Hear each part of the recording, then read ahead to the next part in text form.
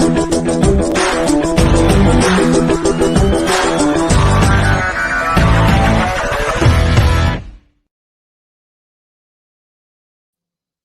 everybody. Welcome to a Thursday night edition of the Over Under. I'm Harry the Greek. Sorry about getting the times confused. I mean, some people don't know the difference between Central and Eastern time, but seeing how that I'm down here in sunny, beautiful, warm Florida, a little chilly though, about 72 degrees, I had to go ahead and add that in there. Man, I'll tell you what an exciting week of football. But even more, we had a more exciting week with multiple things that had happened with my co-host, Mr. Peter Blake. We're going to get to talk about it in a minute. Tonight, we're going to have Peter Blake join us. He's my co-host, the man himself, the myth, the legend, Fat Mike. And I also see Mr. Alan Bratcher in the back. Let's go Bears. Well. Bye. He just thumbs it. Let's go Bears. I thought that was cool. Wow. I don't even know where to start, guys. I can start by saying I didn't pick that good last week. I picked just over 50%. You know what? I can't go 9-2 every single week. I can try, but it just doesn't work out that way. Listen, everybody, if you guys have a question or a comment for the Greek or Pete, you can give us a call. We're going to have open phone lines. Dial 727-320-5866. That's 727-320-5866. And you can even post a comment. Don't forget to share the show. It's very important to go ahead and do that because that's how we grow organically. You got to pound that like button, hit that share button, put it on someone else's timeline. And right now, we're going to go ahead and bring in two of our guests.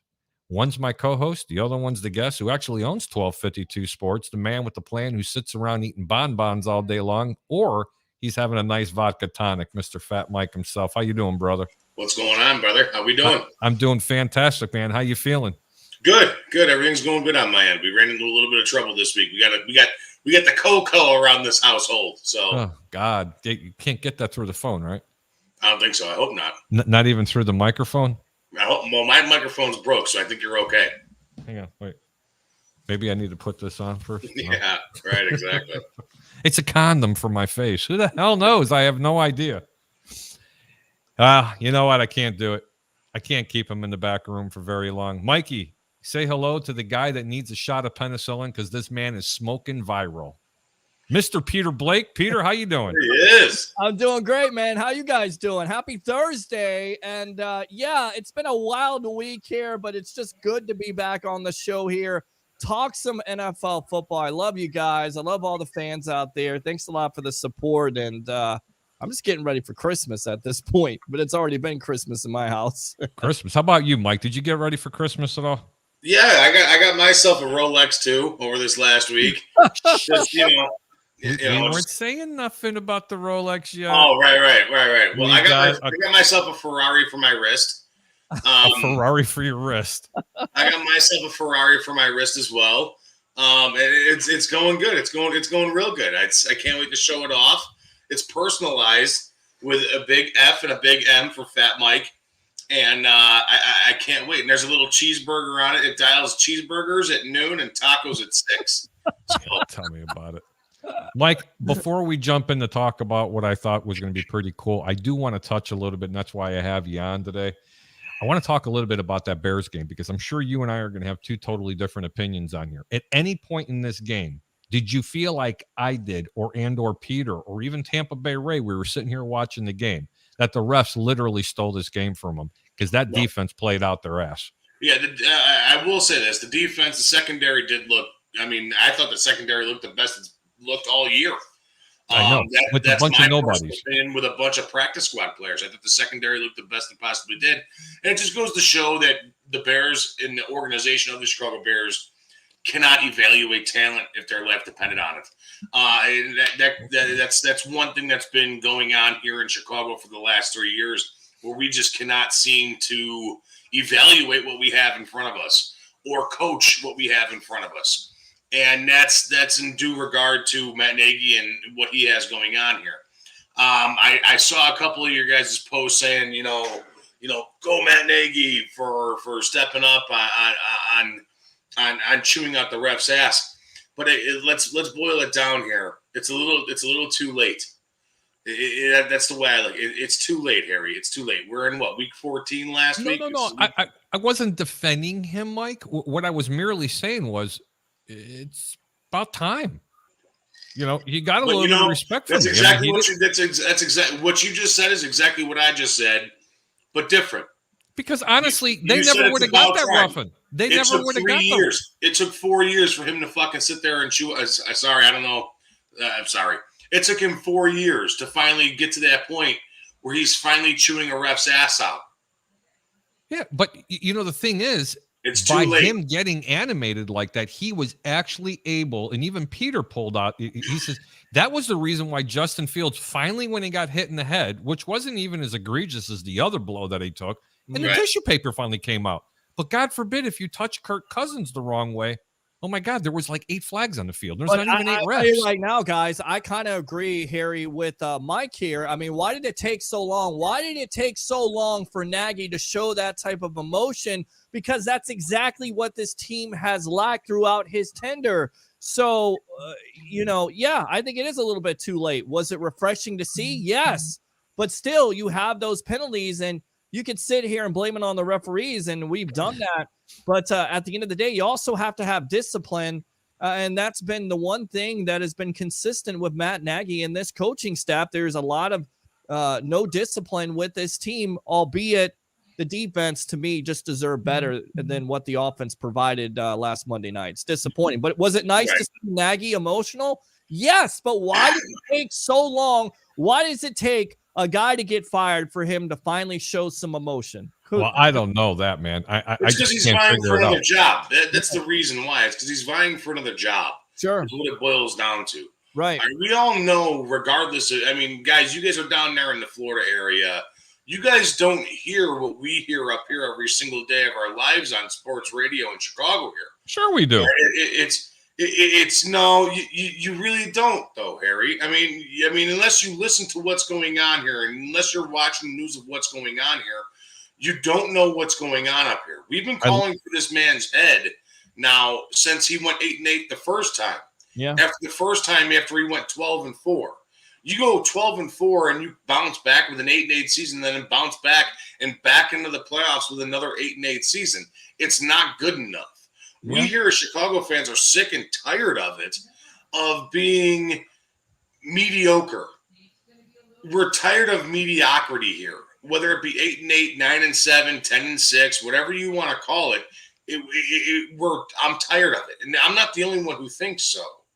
It's 90% of Chicago who thinks this guy is full of crap, and it's time for him to go. But why did it take him so long to man up and nut up and start chewing people out? Yeah. Yeah. And he should have, because the refs were absolutely god-awful on Monday night. They were just you can't pin that loss on refs, Peter and Harry. And I saw what Ray said too. It's not the refs. It's not the refs. The Bears just suck. That's what it is. The Bears are a bad football team all the way around. And I'm wearing my Bear hat. I'm a diehard Bears guy.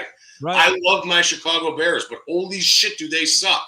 And I made that post the other night, and hundreds of people commented on it and are in agreement with me. They're sick and tired of the same old. Yeah. We're tired of it here. Down there in Florida, you guys are riding championships. You guys are riding a hot hand with Tom Brady and what you guys got going on down there. But up here in Chicago, we haven't sniffed a championship in 35 years. Yeah. Well, I'll tell you what I did see. Okay. I seen 24 points not being scored. I seen one time that the field was short. The defense played their ass off. I seen the refs go ahead and extend the job, a drive for Minnesota, not once, twice, but 3 times on the same drive to give them points. Okay. I also seen that the refs it wasn't conducive for the Bears. Now, I'm not crying because I'm a homer, but I've seen this, not every game. I have seen it 3 games, but this was the worst game that I've seen for officiating on a Chicago Bears team this year. This was more egregious than what I noticed back when they played Pittsburgh when they should have beat them. You were going to sit here and tell me that they were going to hold Kirk Cousins in that offense to under 100 yards in passing, I'd say I'll give you 10-1 on your money. Okay? That was absolutely ridiculous. Look, the play calling wasn't the best. Chicago made a couple of bonehead mistakes. A lot of this falls on Justin Fields, even though he threw for almost 300 yards. Okay, he didn't throw for 300, but he almost threw for 300 yards. Sure. They could have won this game. All the way up until the last points that Minnesota scored, I said this was a 1-score possession, maybe even a two-possession win. Mm-hmm. I honestly thought that this team was actually going to win this game at halftime. They were completely outplaying them. I seen a totally different ball game. And that brings me up to what I'm going to say about the pick, and I'm going to give the very first pick out about the Chicago Bears after we talk about something a little bit more exciting. Because God's honest truth, Peter, I don't know what to say. I can't hold I can't hold it in the bag. I mean, I think it's kind of funny when I say, you know what, I got a shot for you, a shot of penicillin because you've gone viral. I'm going to kind of steal your thunder here a little bit. For people that don't know, Peter Blake was he got credentialed through his buddy down here, the sideline reporter from the Tampa Bay Buccaneers, TJ Reeves. Mm-hmm. And TJ Reeves got Peter to go ahead in the press for the Jake Paul fight. And long story short, it was even a question whether or not he was going to go. Okay. They didn't know if they were going to have internet. They didn't know if they were going to have all different kinds of things. And Peter's going crazy because if anybody knows Peter like I do, he's out there sometimes and he can get really spastic if things aren't going 100% correct because he's a perfectionist at his craft. Yes. And that is a good thing to have. Anyway, long story short, TJ Reeves gives him his hotspot. He has no glitches. Everything is perfect. It's about a 45-minute interview, and Peter's asking multiple questions. But here is the question that he asked that made him go viral. Gentlemen, you ready? I'm ready. Jake, is your signature going to be give the next fighter Rolexes? Because you kind of called your shot. You said it's time to knock you out, Woodley. Are you going to continue to do that with some of these fighters you're going to fight? I mean, I feel like I have to give them gifts for the trauma I put them through. But, yeah, maybe. I got more tricks up my sleeves, and I guess, I don't know. Do you want a Rolex? I can get you one. Sure, I'll take it if you want. I'm going to get him a Rolex. Will you get his email? All right. What's your name? Peter Blake. Peter Blake. You're Yes, going to look really good with a Rolex on. Sounds good. I need to upgrade. I'll have Nikisa hit you, and I'm going to get you the same one I got Tyron. Sounds good. All right. Appreciate you. That was pretty cool. I mean, that was just one of the questions out of multiple questions.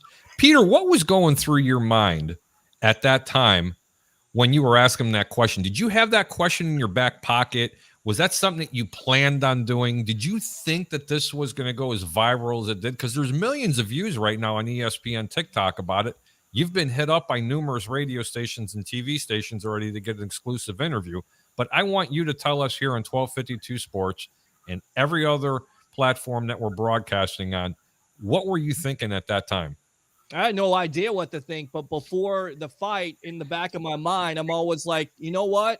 I got to do enough research, do more research than I did. So I watched the Showtime interview, and he gifted Tyron Woodley a Rolex. So I was like, you know what? And then he said, it's time to knock you out. So why not ask a question if he's going to continue to do that, having no idea that he was going to offer it to me? Because I didn't ask the question to get a Rolex. I asked the question because I wanted to think outside of the box. I wanted something that nobody else had. And when he said that, I was like, sure, I'll accept it. But when I knew it was legitimate is when his brother, Logan Paul, came up, got my information. And then, of course, you have the other clip on that Monday where his assistant calls when me and you are playing around and we don't know who's calling. Yeah, we're going to get to that. That was pretty cool. Yes. I'm going to go ahead and play that one. Now, here's the backdrop to this. There's another story. So I go down to Ducky Sports Lounge in Tampa, and Peter didn't have a co-host to do the pregame show. And he said, hey, you want to come on? I said, sure. Why not? I went down there. He bought me a burger. I had a beer, and there were a lot of New Orleans Saint fans out there. And we're doing the pregame show. And long story short, I give a prediction that the New Orleans Saints will only score 3 field goals in the game, 9 points. But I never in a million years thought that the Tampa Bay Buccaneers were going to get squashed. But anyway, didn't do a post-game show after. You packed up, you left. I went home. Monday, you call me up in the morning and you says, you know what? We're going to do a fan's reaction. Mm-hmm. Just like all platforms do, the day after the game. Sure. I talked to you about an hour and a half before you're going to go live, and you says, you know what? I think I'm going to cancel. My back hurts. I don't feel good. And I called you a couple of names and says, no, man, you got to go live. I mean, I didn't set up all my equipment for nothing for you not to go live. What are you, crazy? I canceled plans. I wanted to go through the phone and strangle you. Right. Like, all right, Harry, we're going to go ahead and do it. Well, here's the thing. I was up the night before until I couldn't go to sleep. I know you couldn't. Right. And I had to do the pre-half and post-game edition. And, platform, thank God for you helping me set up the camera and the lights and everything, because I was a walking zombie. And then I finally got out of there about 10:30, 11 o'clock. So I was tired because I was up and my phone just kept on ringing and ringing and ringing. And I should have put it on silent, but I would keep on getting call after call after call. So, yeah, I was a little bit tired, but I'm glad you kind of said, look, stop being a little bitch and get on the air. I became Fat Mike really quick. Actually, I threatened him, Mike. I says, I'm going to three-way Mike in here right now, and I'm going to tell him exactly what to tell you.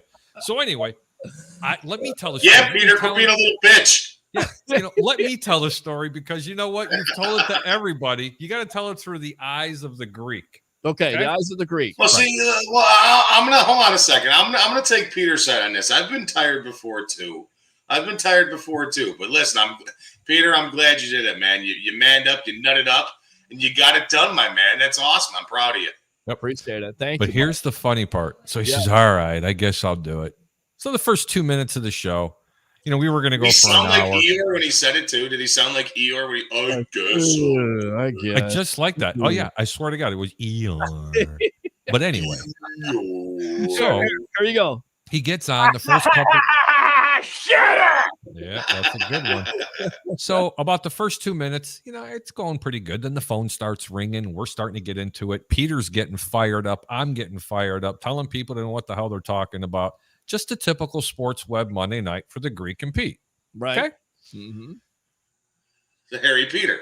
So Sador calls up from the greater south side of Chicago, actually the armpit of Chicago in Gary, Indiana. And we're talking and the phone rings. Armpit, that's the asshole of Chicago.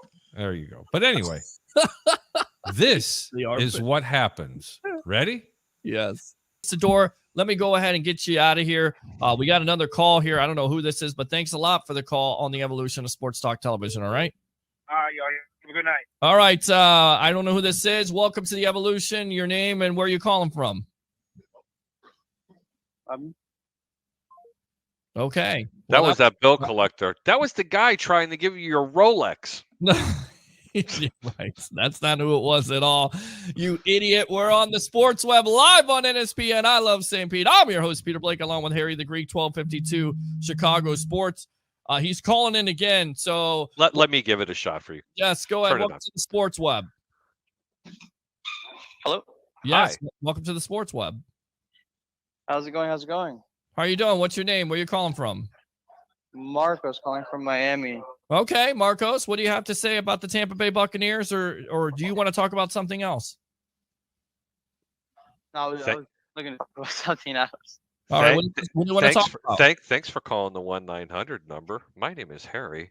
How are Would you shut up and be quiet? Shut up! You're calling a sports talk show. You know that, right? So what do you want to talk about, Marcos? I was looking to call out Peter. This is Peter. Marcos, Jake Paul's assistant.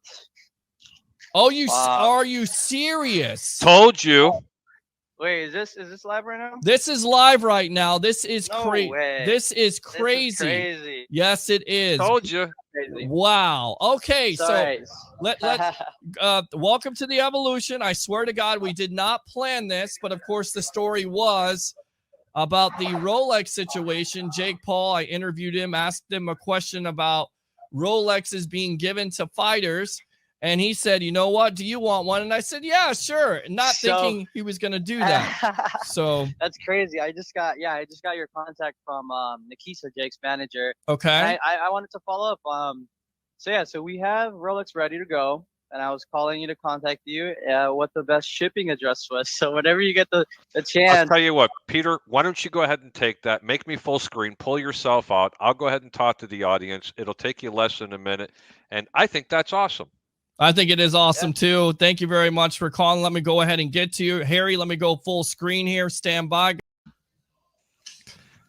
That was badass. Now, here is the funny part. I was in a win-win situation there because if you remember correctly, I said, it's the bill collector. I says, no, dummy. That was the guy calling to give you your Rolex watch from Jake Paul. And you're like, no, it's not. So I'm thinking, well, how do I make this exciting? Because I'm going to make it funny. Mike, you know my personality. Mm-hmm. Right. So the moment who he announces, I take my cat and I turn around and I show him The best cat's part about ass. that, the best part about the entire thing is that Peter's talking to this guy like, all right, asshole, come on, what do you want? Come on, spit it out. Spit it out.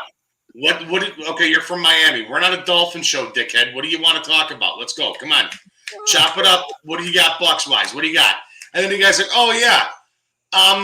The Paul brothers fucking assistant. And he's like, oh, shit. All right. And then, like, his entire, Peter, your entire tone changed. Like, oh, yeah. Oh, hold on. Hold on. I still want that Rolex. Don't fucking hang up. All right. I got to go. No, I couldn't believe it. I knew that Logan Paul got my information. I was like, he may be talking stuff. But then when that call came in, I was like, okay. And then the shipping address got sent out and the email got sent out. Hey, we got a call coming in. Stand by, guys. All right. Sounds good. Thanks for calling the over-under. What's your name? Where are you calling from? Hey, Harry, this is JB. JB, what's up, brother? What's up, bro? How you doing, man? Hey, how's the? You know what? Anybody that calls up there from the Chicago area, I have to ask the $1 million question. How's the temperature? We're in the mid 40s. No snow. I'll take it. Mid 40s? That's not too bad. Hey, does someone have the radio on? I mean, not the radio on, but the show on in the background. Is that you? That was me. I just muted it. Yeah. You know, JB, I actually just sent you the link. Love to have you join. We could do a little round table here. Mike always loves that. We're going to go through some picks if you want to. You want to do that? Absolutely. Let me jump on right now. Good, man. I went ahead and just sent it over to you. Thanks for calling in, buddy. Okay. You guys continue. I got to make a drink. All right. I'm going to pull you back out. You can come in when you're done. All right. There we go. That's exciting. It is. It really is a lot of fun. You know, while we're waiting, we're going to go ahead and read some of the comments. John Bowles says, Matt Nagy is not a leader of men. Hey, you know what? I think he can still be a really good head coach, just not for this team. Kyle Nicole, good evening, gentlemen. Happy Christmas Eve. Cam Newton named the starter on Sunday for Carolina. Yes. Well, that's not a surprise, but of course, Sam Darnold could be healthy, so they may play both quarterbacks. Kyle Nicole says, top to bottom, this has been the worst year for officiating. A lot of missed calls, a lot of terrible calls. Kyle, I can't even go beyond. Look, I'm not being a homer when I say this. Peter, do you agree with me? I agree with you on Could it. Chicago have won that football game? At any point, were you really worried about wanting to go to sleep? I mean, you wanted to watch the game because you just thought they were coming back. They just couldn't stop them. Chicago moved the ball 20-20. They just couldn't put the ball in the end zone. I don't think that was a lot of coaching issues there. I put a lot of blame on quarterback play there. I'm sorry. I'm just going to have to do that. But to that point, your coach has to put that quarterback in the right situation, and he has not done that. And consequently, that's the reason why most likely he's going to get fired, because of the development of Justin Fields and not putting him in those right situations where he can excel. That's the problem, in my opinion.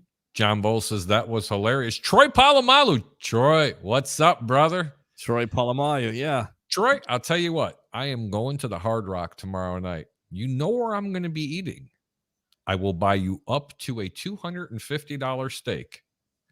You need to call in and reveal yourself.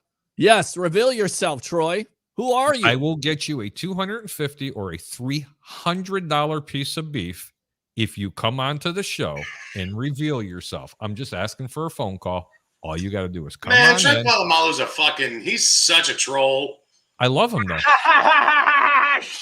That's what you get, Troy Polamalu. That's what you get for being a troll. All you got to do is call 727-320-5866. That's 727-320-5866. Also, breaking news.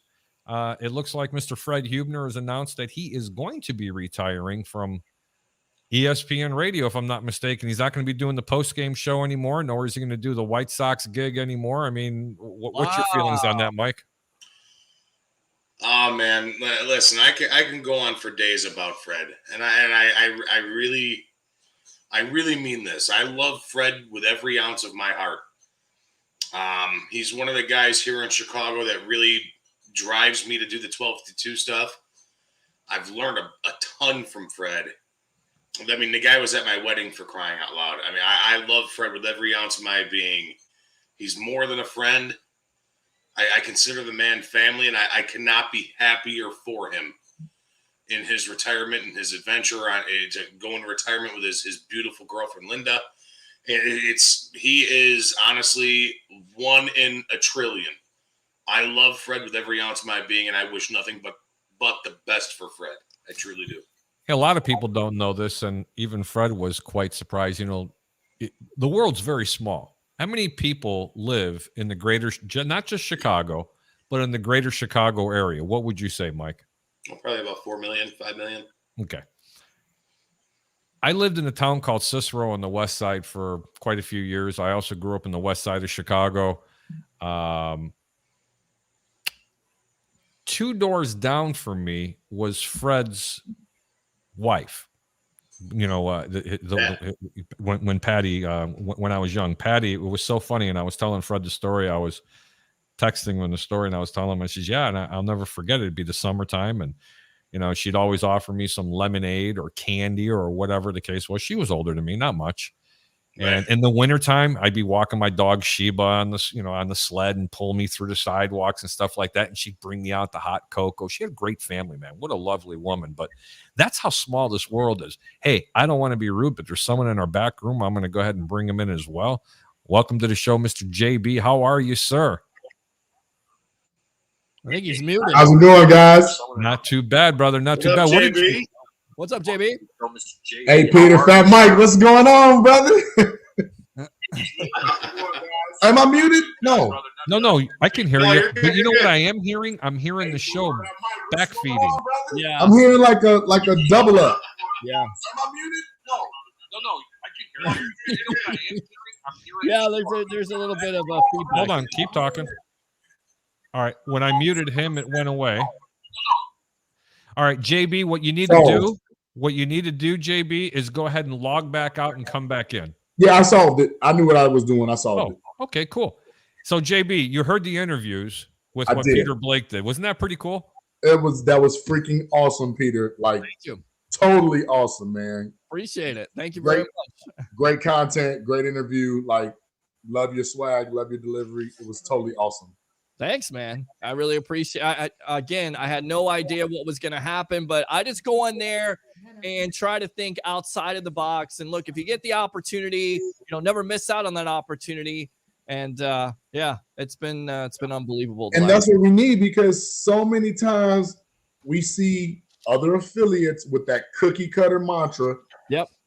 Like, I'm just totally over the cookie cutter. Like, I've seen so much sports, and I can almost dictate the same answer over and over and over and over again. I'm so glad you were optimistic, and you were clear and concise, and totally went away. You asked the hard questions. It was beautiful, man. Thanks, man. Thanks. Yeah, I've talked to him before. They seem like they're very intimidated by him, and I guess you could be, because he has 20 million followers on YouTube. But at the end of the day, you just have to treat these guys with respect. And if you do that, they're going to realize it, and they're going to give you something real good. And I've gotten a lot of good sound bites from him with the interviews the last couple of times. And on top of it, 226,000 views on the first broadcast that they did of their press conference at Amalie Arena with Tommy Fury and him. So it's just been unbelievable the last couple of months here with everything. Well, you know what I want to say too here, Peter, is one thing that, and this is something I was talking, you guys may know the name. I know JB, and I know Harry will know this name very well. I was talking with Mark Giangreco the other day. I don't know if you know that name, Peter, but he's a gigantic name up here in Chicago. He's covered sports up here for 30 years for crying out, 35, 40 years up here for crying out loud. I was talking with him the other day, and him and I have a mutual love for music, okay? And completely off topic, but the one thing that I noticed with your quick little questions to, was it Jake Paul? Jake Paul, right? Jake Paul. Jake Paul. Mm-hmm. Is one thing that's lost in today's society, and with the way people interview people and the way people ask questions, is that it's scripted. All right. And I was talking to Mark Giangreco the other day about I was watching a John Lennon interview on the Dick Cavett show. Woo. Okay. Nice. Right. And none of it's scripted. Everything is just a question because Dick Cavett wants to know. And I will give you props, my friend, because it was something that you wanted to know. It was something off the cuff. And it was something that was beautiful and something that's lost in today's society when it comes to interviewing or something or asking questions to that type of celebrity. So congratulations again, my friend. And I really give you kudos to that because it was fucking awesome. Thank you. Appreciate it. That's awesome. And Mike, that's one of the reasons why I wanted you on here, because we now have a challenge for you. So far, Peter has done an interview that covered through Dallas, Fort Worth area, through Amarillo, through Oklahoma and Dallas, through 4 different radio stations on one interview. Your challenge is I want this to get out, and it is viral. It is something they want to talk about. ABC and Madison might be picking this up real soon. But I would love, before Fred Hubner retires, and/or your other buddy at ESPN 1000 or The Score, they get a hold of us and he go ahead and interviews Pete on it, because there's more to it. Because if anybody can appreciate it, are the people that really like to, that really get into it. And I'll tell you who is a real boxing historian is David Schuster. That man is a huge boxing historian. He loves boxing. Love David Schuster. Yep. Yes. So Mike, you're on a mission. This does nothing but help everybody.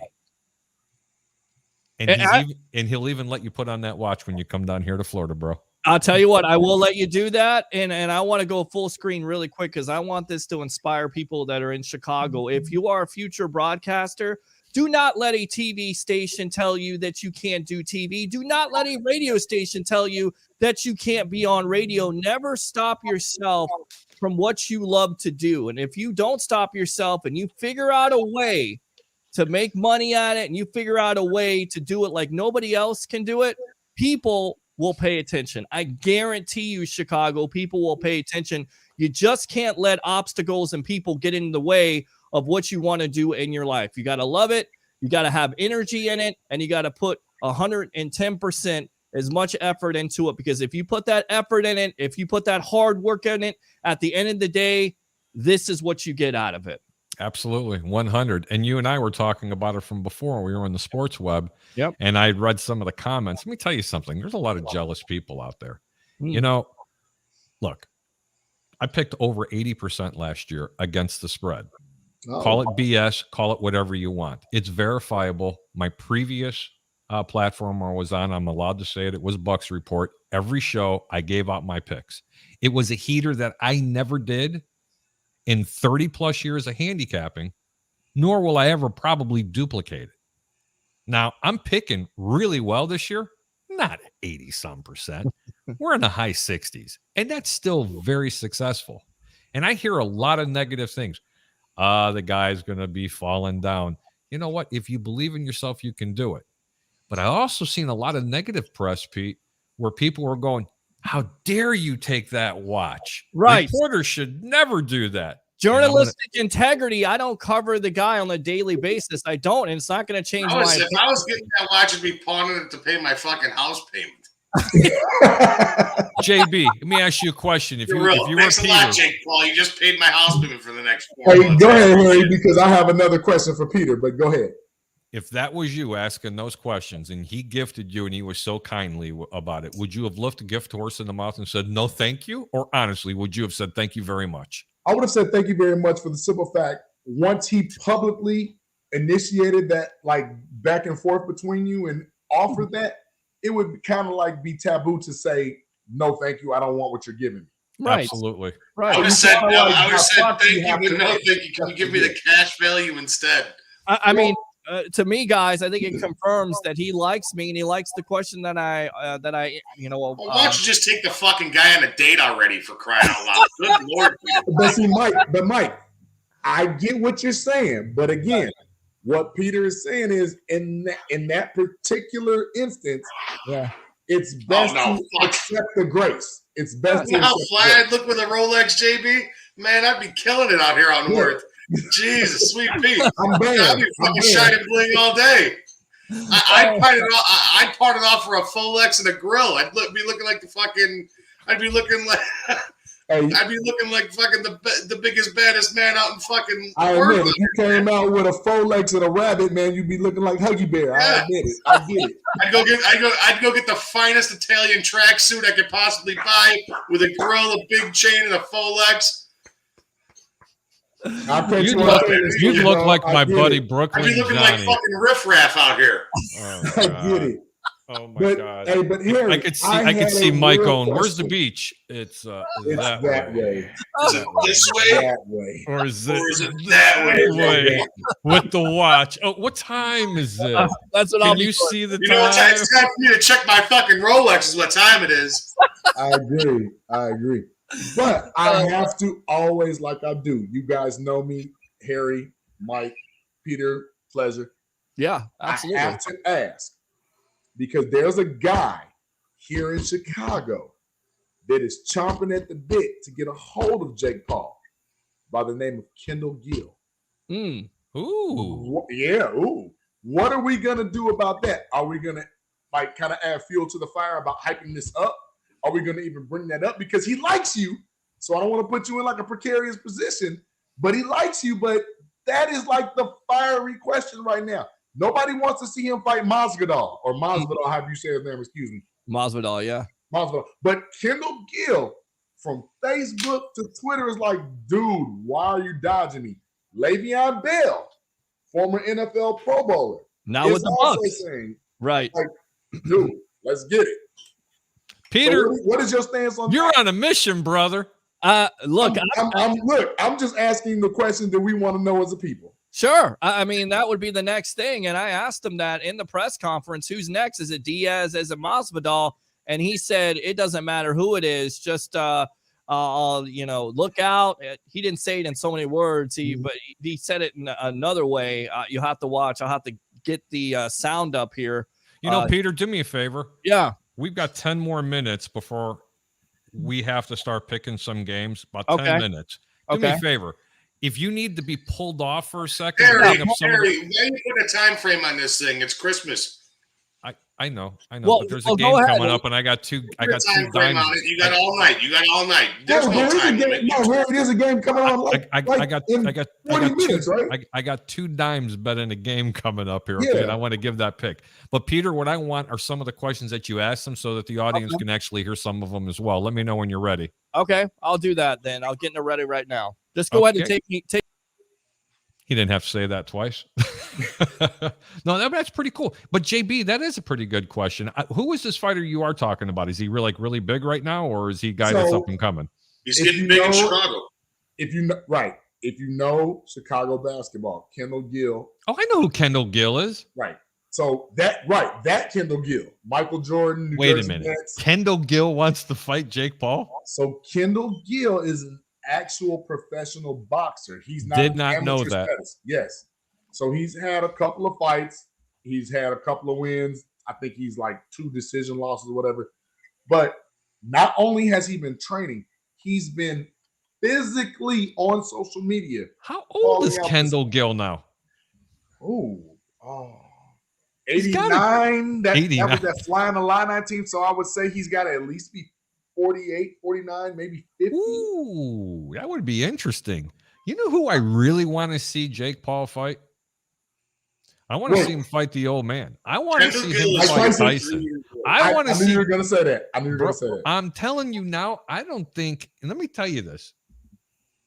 And Lord, I understand he gave my boy a Rolex watch, but I would actually go to that fight and pay any dollar amount, because I just want to see someone who actually just wants to get in a ring and prove a point what it feels like to get smashed by probably arguably the hardest hitter Hey, I've Harry. ever seen in my life. If you get ready to go to that fight, call me because I'm on the way.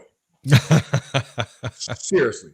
Because if it's in Vegas, you can stay in the room, bro. We're all comped out there. Look, I'm on the way because I mean, I'm not trying to say that the man can't fight because clearly he's trained. Bro, he beat has Woodley's skill. ass. Okay, Right. he was getting clocked, and something clicked and went, you know what? It's over, bitch, because here I come. He didn't want to get hit no more. No. That's what I saw because I watched the fight. I mean, it cost him, a couple dollars, whatever.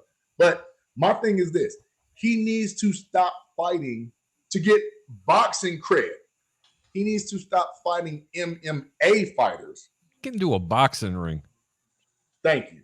No, that's what I'm going to call him out and get into a boxing ring. Let me tell you something. Hats off to the man. Okay, because what he's doing, there aren't many people in this world that are not trained. Forget not just MMA, but let alone boxing. What he is doing is unbelievable. I didn't give him a chance 3 fights ago. Bro, he is cleaning people's clocks up. You can call it fixed. You can call it whatever you want. You don't get knots on your forehead because it's fixed. I think he's taking this seriously. Yep. Right? Oh, I think he's taking it seriously too. But you know what the thing is? I don't think people are taking it seriously. Hold on, guys. Go ahead. Go, Mike. Go, Mike. Because you understand what I'm saying. It's only because of who he fights. Go ahead. Yeah. Until he starts fighting guys that have actual everybody's saying he's the real deal and he can fight, yada, yada, yada. Let him fight a fighter.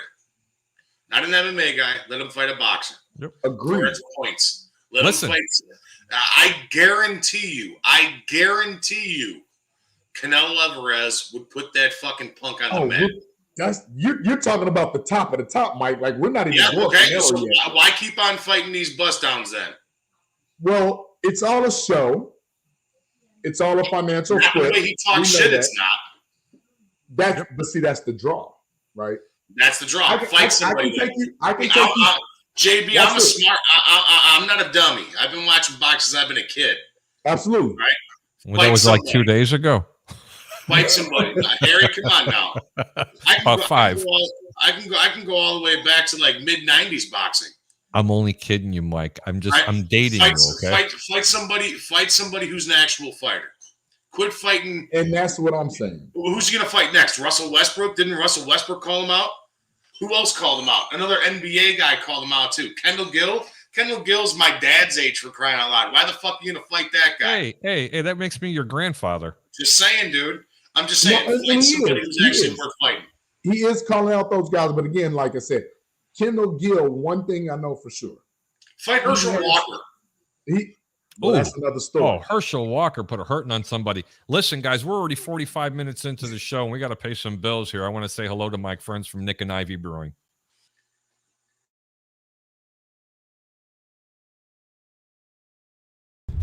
Hello, this is Paul from Nick and Ivy Brewing Company. We are located at 1026 South State Street in historic downtown Lockport, Illinois. We are very excited to be partnering up with the Fat Mike Chicago Sports Show, as well as the 1252 brand, because we are one of the few Chicagoland breweries that embrace sports and sports culture. Come in for a fresh brewed beer made right here in Lockport while catching the game of your favorite team. Stay for the live music that we have booked every weekend, or just come for a cozy atmosphere to enjoy a good conversation with a friend, loved one, or complete stranger. Nick and Ivy makes you feel right at home no matter what the occasion is. Follow us on Instagram and Facebook by searching for Nick and Ivy Brewing Company. Visit our website for our up-to-date tap list or to go shopping on our online store at nickivybrewing.com. That's Nikivy brewing.com. Come in today for fresh brewed beer born and raised in Lockport, Illinois. Yeah, everybody, make sure you go down to Nick and Ivy Brewing. Got a special this week. Every time you go in and you mention the Over Under show, Fat Mike is going to buy you a Fat Mike over there. Just tell me the Greek showed you. Hey, you go down there and you buy a beer. It's the best beer in town, guys. It is. Hey, I think Peter Blake is ready to go. Peter, you ready to go? Give me a thumbs up. Not the middle finger. All right, you ready? Yes, sir, I am. Go for it. Here we go. This is Jake Paul on Who's the Next, and then we'll go to his critics comment. Here we go. Jake, are those your next 2 targets at that point? Is it Diaz and Masvidal? Everyone's a target. No one's safe. Hide your kids, hide your wife. I'm like Santa Claus. I'm coming down your chimney. I'll fuck everybody up. Yep. Jake, you talked about your critics before the fight. What do you have to say to them tonight after knocking out Woodley in the 6th round? Suck my nuts. What else can they say? What more could they want from me? And I don't do this for them. I do this to prove myself right. And I said that in my Instagram post 3 days before the fight. I said, I'm not doing this to prove people wrong. I'm doing this to prove myself right. And that remains true. And there's always going to be critics. So if you're a kid watching this, if you're whoever you are out there watching this, you have a dream and you want to be successful. If you're doing anything outside of the ordinary, people are going to hate on you, and there's going to be critics in every single corner wanting to see you fall. It's a part of life. Don't pay them any attention. And by the way, they're only making you more popular. So I love the critics. Thank you. You guys motivate me, and I shut y'all the fuck up. And that, my friend, I is why when for a full tank of gas and a carton of cigarettes. Hang on. But that, my friend, is the reason why when that next question came out from Peter's mouth that had nothing to do about beating the guy up, are you for real? All the standardized questions that both of you gentlemen underneath me were talking about, that one came out from left field, and the man respected the question.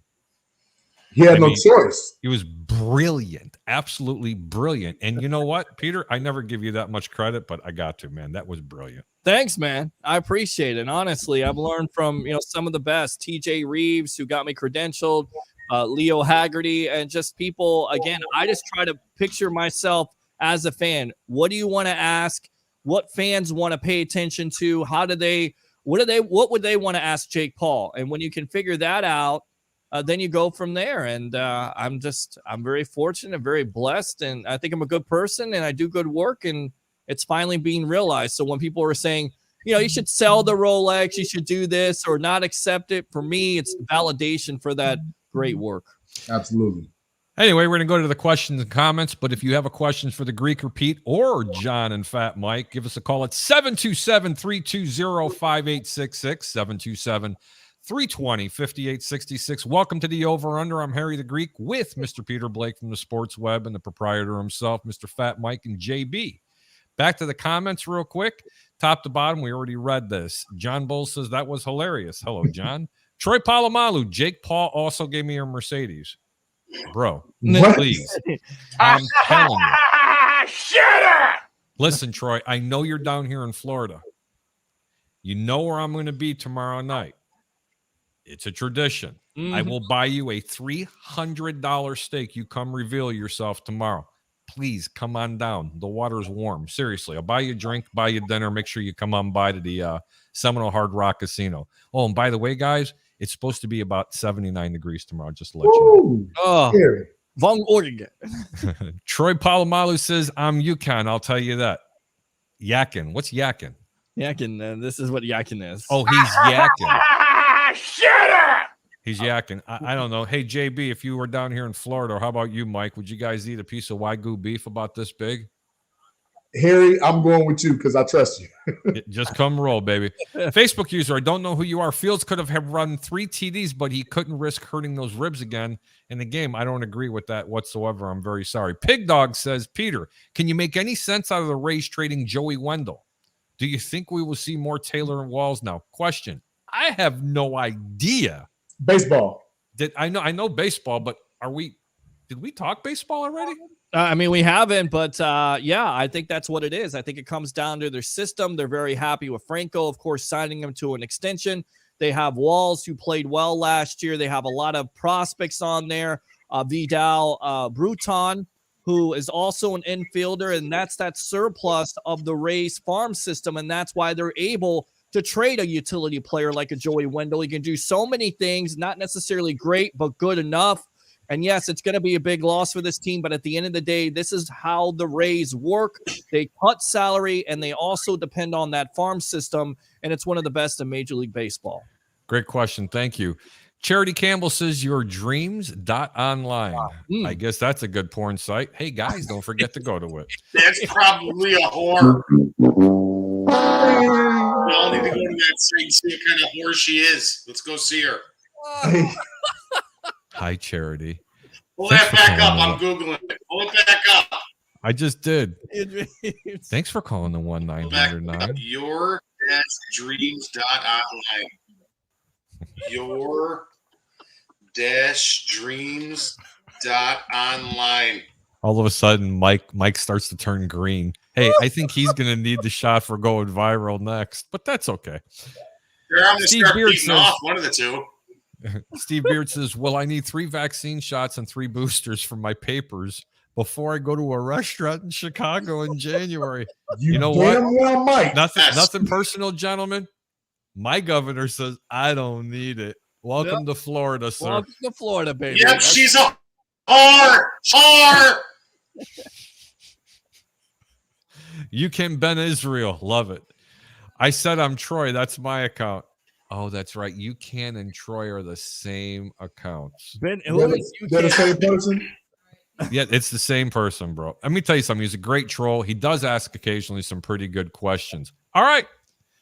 It's 7:55. There's a game in about 25 minutes. San Francisco is at Tennessee. San Francisco's been on a heater except for when I bet them 2 weeks ago against Seattle, and I thought they were the lock of the year. And I don't even want to talk about it. But this week, it's my 4th favorite pick of the week. Seriously, bet it with 4th? both hands. That's a Yep. little low, Harry, for you. No, not really. San Francisco tonight, -3 and under 46. I do not give parlays.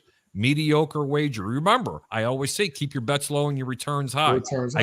I like San Francisco -3 and under 46. If you want to bet a little more, your return isn't going to be as great, but take San Francisco on the money line. It means you're going to lay a little bit more juice, but don't lay the juice on a straight wager.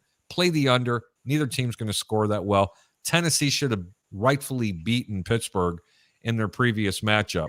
I mean, Pittsburgh got very lucky to win that game, but seriously, Tennessee is so banged up right now, it's not even funny. They have no running game. Defense is playing a lot better than what they should be. Julio Jones, from what I understand, is still out.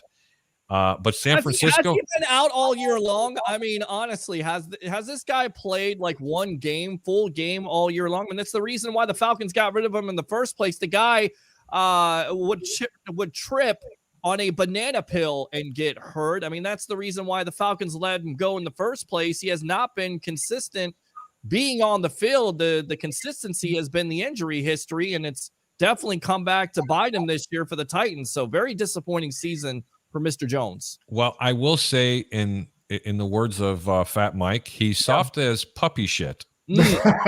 or this. As of lately, yeah. I mean, Julio, but you got to understand, Julio Jones, if you're looking at the fantasy aspect of things, Julio Jones was amazing for years, guys. Amazing Absolutely. for years. Yeah. All right. He's old now. He's been in the league since he's been, 20, 21, 22 years old? He's now a 31-year-old receiver. He's old. There's a lot of tread on those tires. There's not too much tread on those tires left. There's a lot of mileage on those tires. Mm-hmm. Julio Jones going to Tennessee was not the best fit for Julio Jones. No, but I understand why they did it. But with that being said, Mike, who do you like in this game? Well, first off, I want to say Julio Jones would have been better off going to Baltimore. This is what I was going to say. In this game tonight, San Francisco, Tennessee, I'm taking San Francisco. Do you like over or under 46? I like the over in this game, honestly, because A.J. Brown is back tonight. But there's one thing that San Francisco does well, and it's run the ball. They got their running back this week, Jeff Wilson, and they're going to be running the fucking pads off that guy this week. He was awesome last week, and it's going to continue to go, especially with Debo back. Debo, that's what I'm worried about. Debo. Those three right there can completely change a game if you utilize them well. And Shanahan knows exactly what he's doing. I'm taking San Francisco with the over in this game. Wow, I like San Francisco in the under. JB, who do you like and why? So I definitely like San Francisco. The only reason I'm taking the under is because Ryan Tannehill hasn't shown me, without Derrick Henry, that he can still lead the team in those situations where he needs to step up and be the man. Without having Julio Jones and A.J. Brown, I think they're kind of hampered. But at the same time, like, have you all seen what Debo Samuels has been doing the last couple of weeks? Without question. without question. I have to take San Francisco. I have to take San Francisco. Peter Blake. Yeah, I think you go with the San Francisco 49ers, and simply it goes back to the fact of Tennessee and their health. No Derrick Henry, no Julio Jones, and JB hit it right on the head there. Ryan Tannehill has yet to prove that he can be a consistent quarterback without a Derrick Henry. I'm definitely taking the under on this because San Francisco's defense is pretty good. I like San Francisco in this game. Exactly. And that's for those reasons are the reasons why I like the under. I just think I think San Francisco is gonna. Let me tell you something. Nobody wants to face this team right now, especially if they make the playoffs. If they make the playoffs. Takes me to the next game. Cleveland Browns at the Green Bay Packers. Rumors are holding, and they're actually holding hope that that Baker Mayfield's going to play this weekend. Believe it or not. Green Bay is a 7.5-point favorite at home against Cleveland. Gentlemen, if Baker Mayfield is playing, do you think they cover or no? I will start with JB. So absolutely not, because for one, the onus is on Nick Chubb. There's no Kareem Hunt because he's still out for COVID protocol. The reason I think that Baker has something to prove is the same reason that it'll be a detriment to the team. Right now, they need to rely on what Kevin Stefanski does best. Set up the run to set up the pass. And if they don't do that without their two-headed monster, Baker's going to go out there and try to prove that he's a elite quarterback. And right now, that's not what they need, in my opinion. They need somebody that's going to be productive and not turn the ball over and prove a point. Sounds good. How about you, Mike? Listen, I'm with JB on this. To rely on Baker Mayfield is a bad idea. I'm taking the Packers minus 10.5. I'm adjusting the points on this one. I think the Packers roll into Cleveland and smoke them.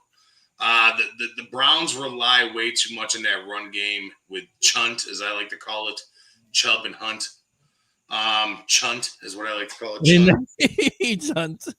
I love it, Mike. I love it.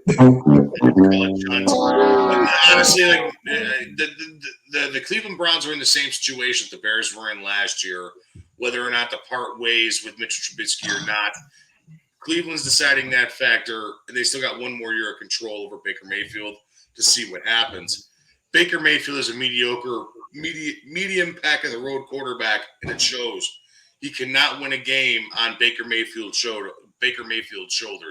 Just doesn't happen. They rely way too much on that run game and way too much on that defense.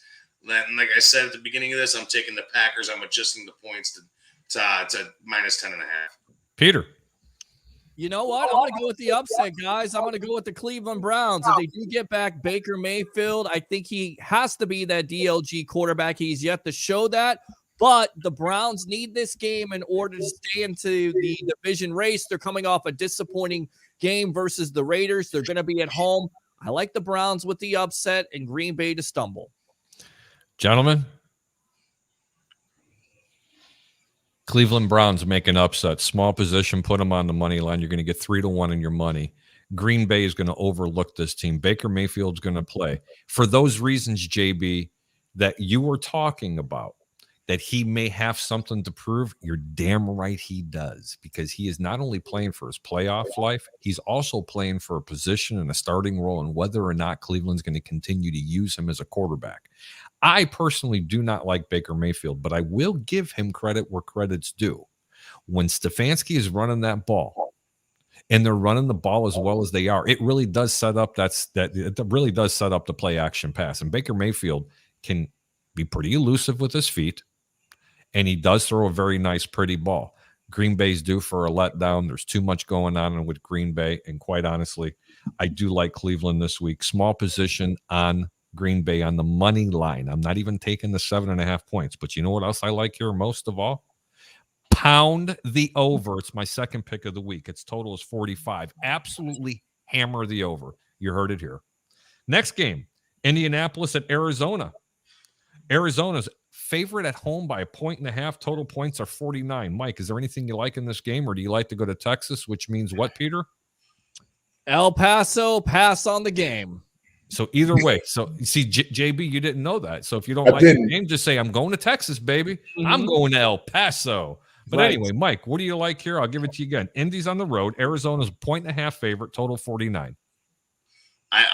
This is one of those games that I've looked at over the last 2.5 days, and it's been a struggle for me. It would be an El Paso game. It would be a Texas game. But for some reason, I like the Colts in this game. Last week, Carson Wentz sucked balls in that game. They still pulled out a victory. I don't know how. That team's a scary team right now because of the way that Jonathan Taylor is running the ball and the way that the defense is playing.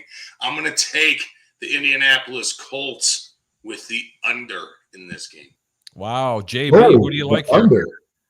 So that might just threw me a curveball. I'm pretty good at hitting the curve, but I wasn't ready for that one.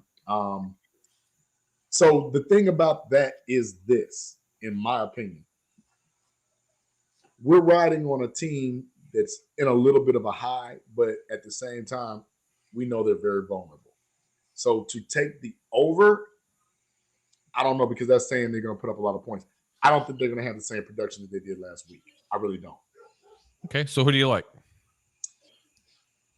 I'm a pass. Okay, you're going to Texas, and I don't blame you. I'm going you to have Texas. That right. No. But let me explain something to you. I'll always tell you this. You don't have to bet every game, ladies and gentlemen. You cannot win every game. And a real stupid guy once told me, well, you can't win every game unless you bet them. Trust me, if you have a losing week, don't worry. There's another 100 next week. Peter, who do you like and why?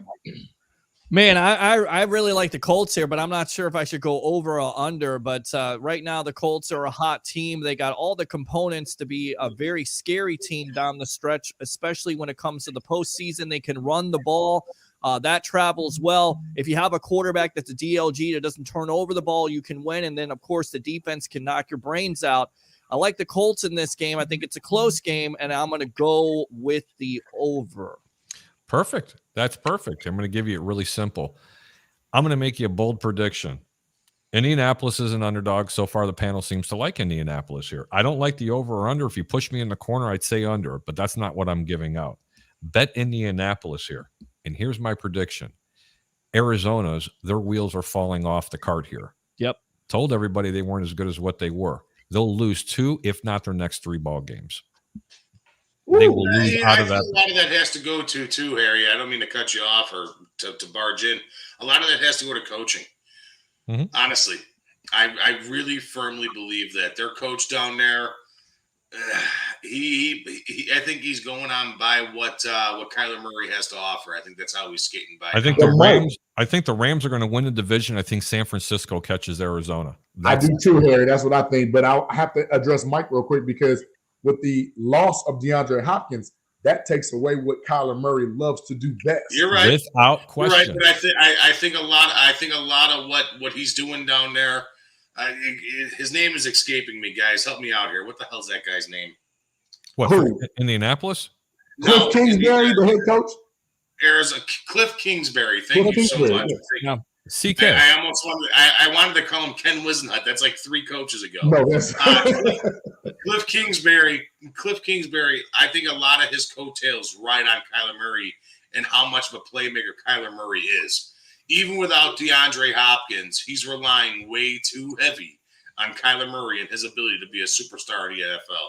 And it's an astute point, Mike, because Kyler Murray has yet to show consistently, not only can he not stay healthy, but also can you not turn over the ball in the red zone?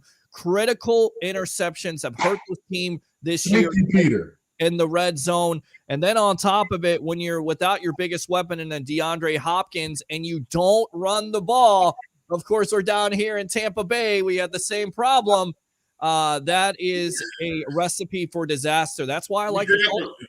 You bring up a great point. I think losing Kenyon Drake for that ball club was one of the dumbest decisions that they've ever made. Yep. Absolutely. You put a lot of pressure on James Conner, who proved to not be a bell cow when he was in Pittsburgh, right? Am I mistaken with that, fellas? No, not at all. So why would you put that same onus on him in a more prolific offense when you are the feature single back? Sure. Right? But yeah, I get it. Let's move on to the next game, guys. We only got another 20 to go. Tampa Bay Buccaneers coming off that dreadful loss 9-0 to their nemesis. That ass whipping 9-0 against the Saints. Yep. Tampa Bay is -10 at Carolina. Cam Newton's going to be starting. Total is 42.5. I am going to tell you right now, gentlemen, everything is telling you to bet over in this game. I'm going to give you a small play. Bet the over. Stay away from the spread. Tampa's going to have to show me something. You got no Chris Godwin. I'm going to Texas. Peter, Texas, baby. I'm not letting you bet this game. You can give me 100 reasons why Tampa's going to blow this team out, but they better show me something, because let me tell you something. The way they played last week, it has the people in Tampa Bay feeling pretty scared. Well, and here's the thing. You lose Chris Godwin and you lose Mike Evans and Leonard Fournette. This week, the Bucs signed Le'Veon Bell. Your defense has some injuries with Levante David going on the IR, but Carolina, at the end of the day, does not have a quarterback. In fact, if you have two quarterbacks, which Matt Rule was looking to start this week, in a Sam Darnold and a Cam Newton, who has struggled mightily, I still think the Bucs win this game in the under. Wow, very good point, Mike. Texas or bet? What's the line at? Tampa -10 and 42.5. I'm taking Tampa Bay in the over. Oh wow, JB. I think Tampa Bay scores 42 points. I'm gonna go. Well, so I'm gonna go more eye test nostalgia. I'm gonna go with Tampa in the over, because Tom Brady just got blanked and he's got something to prove. And I really, honestly, as much as we all love the feel-good story about Cam Newton coming back to Carolina, sure, his time is over. That's why I think the game is going to go under. Yeah. And Tom Brady has nobody to throw the ball to right now, because if anybody watched the tape, I've already watched it 3 times this week. They still have Gronk, but if they don't put Gronk in the backfield and start protecting, Gronk's going to have 8 receptions and 100 yards and 2 tutties. Well, I like Ronald Jones. Nobody likes Ronald Jones Jr.? Hold on. Did you say this? Wait. The victim of volume. That's right. The victim. Wait, did I miss something? Yes. Well, here's the thing. That is my nickname for Mr. Jones, because he doesn't get the carries down here. And now with Leonard Fournette on the IR, he is going to get those carries. The problem with Jones is he's not good in pass protection. Consistently, he doesn't catch the ball out of the backfield. So they're going to have to lean on him, and he's going to have to be productive because he's a free agent at the end of the year. But to your point, Mr. Harry the Greek, they do have the return of Mr. Antonio Brown this week. So the victim of volume. Right, and 192 yards last year, including the longest run in Tampa Bay Buccaneer history. Yes, he did. 98 yards to the house. I love Stay away from the game, guys. I don't care if the Bucs win by 30. Stay away from this game. I did not like what I seen. You talked about they still have Gronkowski. You're absolutely correct, Mike. You guys are absolutely correct on this panel. But if you watch that offensive line block, it was horrible. And they did no adjustments by keeping Gronkowski in, who, by the way, is the best blocker of a tight end that they have. And don't get me started, because O.J. Howard is still on a milk carton because nobody's seen him. I haven't seen him. Nope. We're going to get to the next game. No play for me on that one. I just want to say with the O.J. Howard thing, this is a PSA.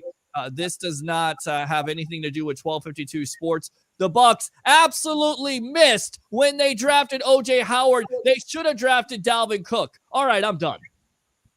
Yeah, you going back into the Andals, man. You are such a sore loser, Peter. Off with your head. Whatever. The whole media premise. I want to talk about missed picks. Hey, Peter. I'm a fucking Bear fan. Let's not talk about missed picks. Because I was going to tell you, one day Ryan Pace traded a pick.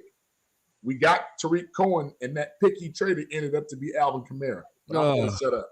Yeah, well, I understand that. I mean, but we're not going to go there. All right, New York Giants at Philadelphia. What a barn burner. Philadelphia is -10 at home. Totals 40.5. I like a small parlay here, guys. I like Philadelphia -10 because Napoleon Dynamite can't throw the football. But my boy from University of Georgia, Mr. Jake Fromm, looked pretty good in that garbage time, guys. But I'm not that convinced. Under 40.5, that's my pick. 30 seconds are left, Peter. Who do you like and why? Philly with the under. Jalen Hurts gets revenge on that team. They should have never lost to the Giants earlier on in the year. They get revenge. They win. Mikey. I'm taking Philadelphia, and I got a quick little parlay for you guys. I'm taking Philadelphia with the under and Jalen Hurts a rushing touchdown. Very nice. Ooh, JB. I'll take Philadelphia in the under in a close game. Jalen Hurts proves he should be the number one quarterback moving forward. Absolutely. Here's an interesting game. And by the way, I hate Philadelphia. Fuck that town. So I do too. I hate Philadelphia too, but I will say, covering the Bucs, they did close down the vet and they opened up the link the way you do it with a shutout on Monday Night Football. There you go, Philly fans. Absolutely. That's LA, one. LA Chargers are at the Houston Texans. Houston is getting, the Chargers are 10.5-point favorites, and the total is 46 points. Hey, got a Pro Bowler on the Chargers side, and you have Davis Mills, quarterback in the Houston Texans. And before we start trashing him, he has better stats than almost every rookie quarterback this year and has played less games. More touchdowns, more yardage, better completion percentage. I saw that percentage there. Why? Okay. Why does he have those, Harry? Come on, be a football fan. Why does he have those? I don't know. I'm telling you from what I see on there. But I'm going to go first on this game. Take the points, 10.5. Don't bet it today. Wait till Sunday because the game's going to go to 11 or 12. And better yet, make sure you bet the over because right now the Chargers defense is not playing like they used to be. They are a shell of what they used to be. Chargers are going to win this game, but they're going to be they're going to be laying too many points. And I'm going to make you a bold prediction. Not only is Houston going to be covering at halftime in this game, if you want to make a halftime wager, bet the money line, put Houston on the money line because Houston's going to come out fired up at home. They do every single week, and then they get their breaks beat out in the second half. So you know what? I'm going to change it up. Don't play Houston for the game. Take Houston plus. You're going to get 7 or 8 points for the first half, but you can definitely play the over for the game. Mike? I'm taking the Chargers plus 14.5. You mean minus 14.5, but that's fine. Yeah, minus 14.5, yeah. Do you like the over or under here? What is it at? 46. Over. Perfect. JB? I think the 14.5 is a little overzealous, but I definitely will take the over. And I definitely feel you, Harry, on that halftime score because Houston has actually been pretty competitive in spurts. That first half is key and paramount to them. David Johnson, Davis Mills, Brandon Cooks, they've done something here. We know that with rookie head coach David Cullen, they're still trying to figure things out. No Deshaun Watson. I think they could be kind of looked at as under the radar and catch the Chargers slipping in the first half. That's what my feeling is, and they've done it quite a bit. I've won a lot of money with the Chargers this year and betting against the Cincinnati Bengals, as Mike knows. But anyway, Peter, who do you like and why? I mean, you got to like the LA Chargers with Justin Herbert, that explosive offense. I do think Houston keeps it close by halftime, but once again, this Charger team still in the playoff race, still in the AFC West at this point. They have to win. I like the Chargers and the over. Perfect. Yeah, Mikey was telling me I was number one. I love you too, Mikey. You're awesome. Detroit at the Atlanta Falcons. Atlanta Falcons are -5 at home. Totals 43 points. Mikey, who do you like and why? I'm taking Detroit on the money line. Oh, God. This team's hot right now. They're kicking ass. I like them. Okay. This is a serious sports show, but me too. I'm not a serious sports show. I'm a fuck off. But now listen, I'm taking Detroit because Dan Campbell has his team playing real tough. That I like that little St. Brown, Amaron St. Brown, whatever his name is. Yeah. Thank you. I like this kid. He's the last 3 weeks, 36 receptions. Jared Goff looking like old Jared Goff playing with the fucking Rams. But now playing with the Detroit Lions. I like the Rams on the money line game. This is my bet of the week. I really like the Lions this week. JB. Put me on the spot, Harry. Atlanta's my – hey, JB, you can always go to Texas, brother. Well, no, the only reason I don't want to go to Texas is because I watched what Detroit did to the Cardinals. Thank you. And I was like, whoa. Damn. But the football guy in me also says Detroit. Not just because of Detroit, but because like Matty Ice, like I think you're playing for your career too. Like you have to win the winnable games. You have not beat Calvin Ridley, right? Has been a like kryptonite for Matt Ryan all year. But he's got to figure out a way. He's a veteran quarterback, a former NFL MVP. He's got to find a way to get things done. he has to find a way to feature. Well, maybe the quarterbacks do, but he also has to like get Kyle Pitts the ball a little bit more. Treat Kyle Pitts like he's Rob Gronkowski at this point, because what else do you have besides Cordell Patterson? That's true. So you like who? Oh no, I still like Atlanta, but I like the under. Oh, you like the under in this game? Oh, that's very interesting at 43. It's gonna be a low-scoring game. Peter Blake?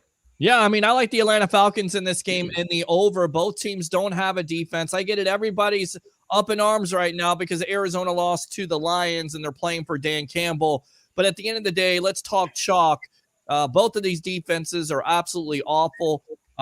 Some of these, the Atlanta Falcons have lots of weapons there. I like the over in the Atlanta Falcons in this game.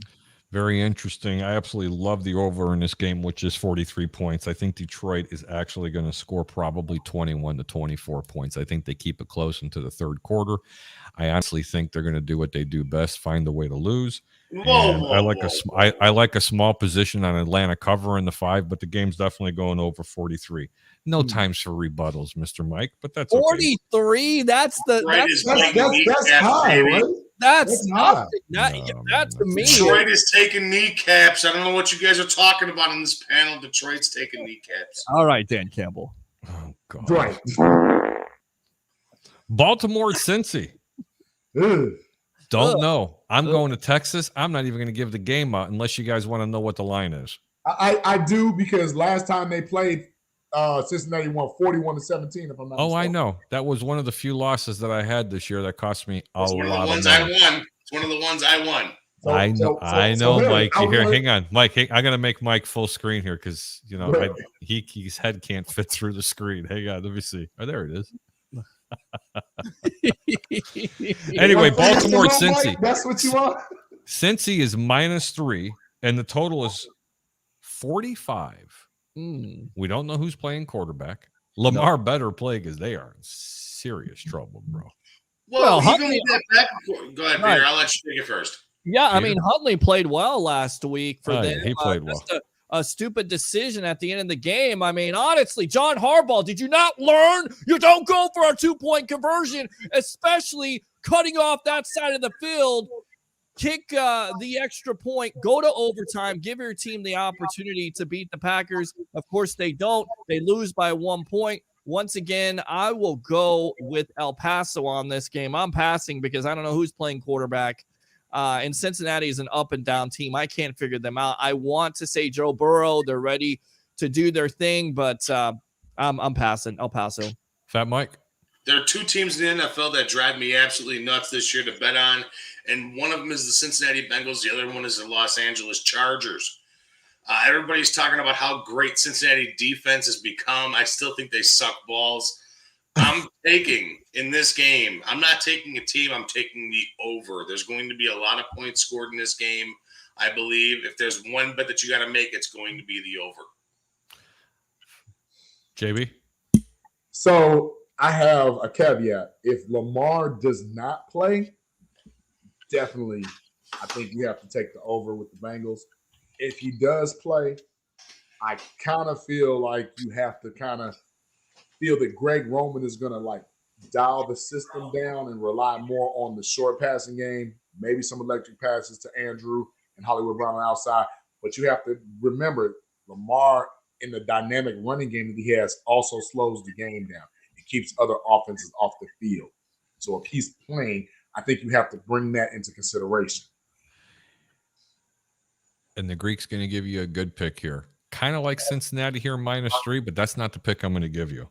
I love the over in this game. And for the reasons are this. Baltimore's going to have to score points. Baltimore's defense is about as lost on a milk carton as O.J. Howard is. They're not playing very well whatsoever on defense. Cincinnati, I don't believe in their defense. They're probably worse than the Atlanta Falcons. And here, let me throw you another one out there.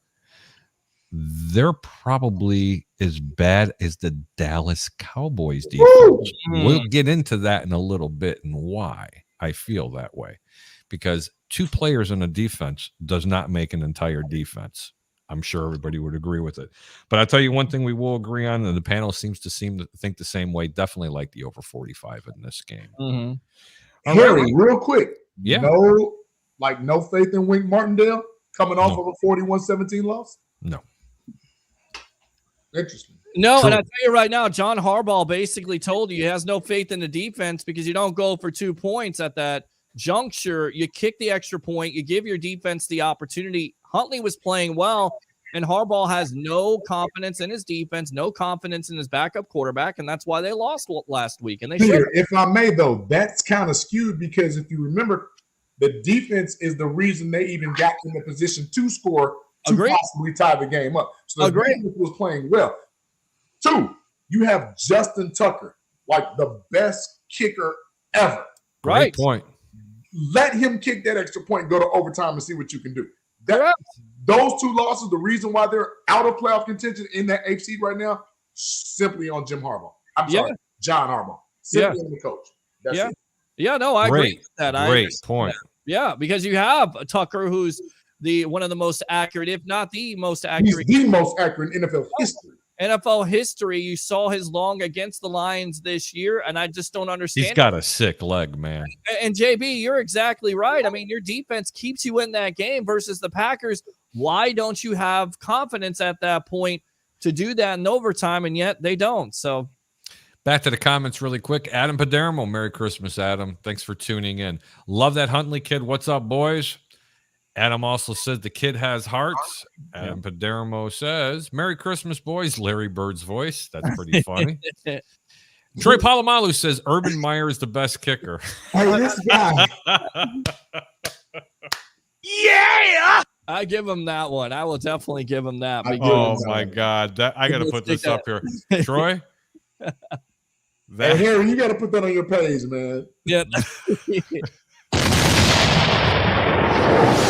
Exactly. I absolutely love it. But yes, I do like the over 45. Now, let's get into some really good games. Okay. Not like the other ones weren't that bad, but this is where some of the top tier games are coming. The Rams are at the Minnesota Vikings. Rams are -3 and the total's 49 points. I'm going to start with Peter. Peter, who do you like and why? I like the Minnesota Vikings in an upset. I don't like what the Rams have put out there lately. They're going to Minnesota. Minnesota needs to stay in the chase at this point. And I also like the over. Vikings in an upset, over. Mike? I hate this game. I'm not picking. But if I had to, gun in my mouth with one bullet in there, I'm taking the Rams. Plain and simple on the money line. Perfect. JB? I'm actually in agreement with Peter. I'm taking the Vikings with the return of Adam Thielen next week, possibly. Dalvin Cook just coming off of a subpar performance with the Bears. And has COVID. And, well, the COVID, absolutely. That plays a big part. So he has to test negative 2 times, I think, within a 24-hour period to get in. But something about that Vikings team and that resilience just hanging on. And I'm not quite sold on the Rams, even though that was my original Super Bowl pick. I don't think they click until really the playoffs. Well, I am going to go full screen here. This is the Greek's best pick of the week. Drum roll. I love it. The Rams will get it going here. They're -3. I don't care if they're -5. I've seen enough of what the Minneapolis, what they're doing up in Minnesota. Adam Thielen's coming back. Great. Now you'll score 21 points. I like the game over this much. Truthfully, this much. I don't think it's going to be as high scoring as you're going to think. I'm seeing a blowout here. The Rams are going to make a push. In my opinion, this is the best team in the NFC. And they haven't even hit their stride yet.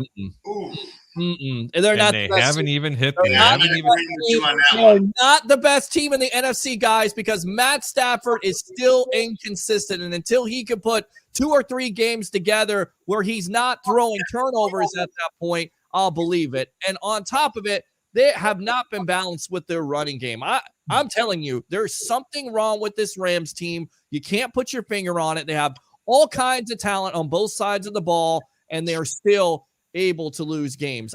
Mike. Go ahead, Mike, because I got something to say. I don't think they're the best team in the NFC. The best team in the NFC is the team that's riding hot right now. They had a close game last week against the Baltimore Ravens. As much as it blows to say it, it's the It's the fucking Green Bay Packers. Oh, Yep. That's the best team in JB, the NFC please right now. save me here, JB. I'm serious. I'm not lying. I'm not lying. It is what it is. I'm not mad. I'm not mad at Mike for feeling that way, but I'm going to give a little levity and a little light to the situation because one, Matthew Stafford did give that consistency early on the season. No matter Yes, who he did. played against, he showed he was like, wow, this is what a Matthew Stafford looks like with a better team.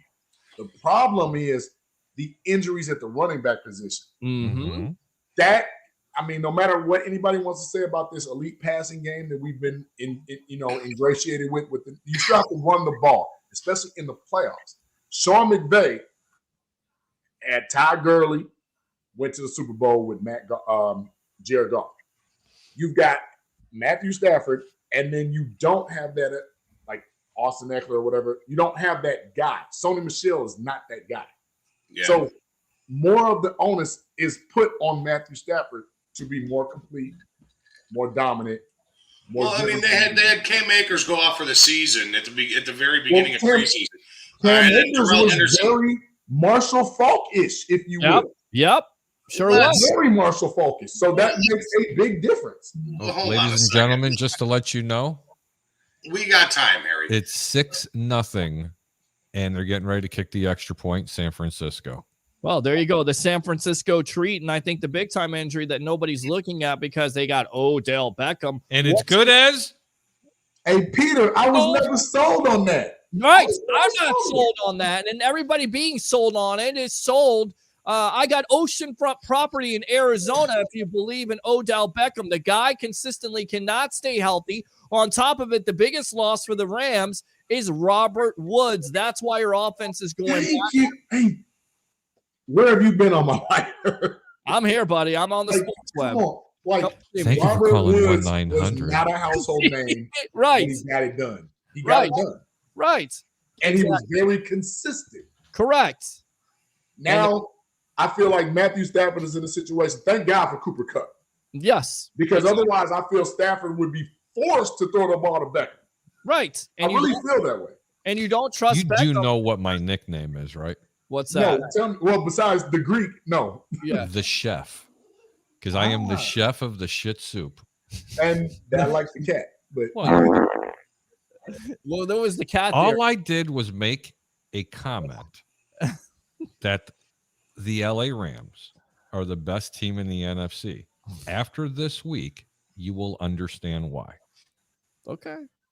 okay, All right. After Harry, this you have week, not steered me wrong. That's about Odell. But at Nope. the same time, I see this Odell effect not being what they think it should be. and I've also seen it when they got the defensive end. Help me out here from the Von Denver Miller. Broncos, and with Von Von Miller, Miller. he That has would be Von up, Miller. I mean, and he's guys, got COVID too. Listen, guys, man. you have Von Miller, you have Aaron Donald, you have Jalen Ramsey. You should be kicking the hell out of some of these teams, and you're not doing You're it. not. You're Matt not. Stafford is going to throw for 350 plus yards in this game and possibly have 4 touchdown passes, maybe even 5. Minnesota's defense is absolutely, positively Agreed. the worst defense in the entire national. This goes even worse than the Jacksonville Jaguars. And the Seattle pass defense, which is ranked 32. Yep. So, yeah. Anyway, now we're going to get on to the next game. Jacksonville at the Jets. Oh, I wish. Go ahead. I'm sorry, Mike. I want to speak on. I'm not a big fan of or a proponent of Odell Beckham, but in the last 5 weeks since he's been a Ram, he has 17 receptions, over 175 yards, 3 touchdowns, and that's in 5 weeks. He's doing something pretty damn good out there out in Los Angeles. So I'm not going to shit on the guy right now, even though he likes to be shit on. All right, let's get real. He likes the duty on him. That's the rumor going around town. I get it. Now, I wish Jacob Charnow was on right now because this is the first time all year long. You ready? The Jets are at home against Jacksonville, and they are a 1-point favorite. This fucking A game 1-point blows. favorite. The total's 41.5. I think there's some validity here, guys. I mean, you can play the crickets all you want, but unfortunately, not with my money, baby. I'm going to Texas. JB, who do you like and why? Oh, I think it's a shit show on either side. I'm going to Texas with you, Harry. Book a Cabana for 2. Hey, and I got the cabana too. It might even be big enough for 4, but if we go into Texas, what town do you want to put it in, JB? Can we go to Dallas because I would like to see what Jerry Jones got going on? Okay, I'm still thinking we watch the game from where, Peter? El Paso, and that's exactly where we're West all Texas, going to watch the El game. Paso. I'm going to. That's right. Mike, I'm not even giving you a chance on this one. Peter, who do you like and Her why? name was Lupe. Her pussy was Droopy. Oh, God. That's a great song. I'm going to Texas on this, and I'm going to El Paso. I'm going to pass on the game. I think Mike needs a shot of penicillin for going to El Paso there. Buffalo Yeah, to New England. I don't get a pick. I don't get a pick. Oh, nobody. Oh, you got to pick. All right. Something about dripping. Anything you got to talk about with I drip? didn't say dripping. I said droopy. Oh, droopy. Oh, I thought you said drip too. Man, I got drip. Go ahead, Mike. Who do you like and why?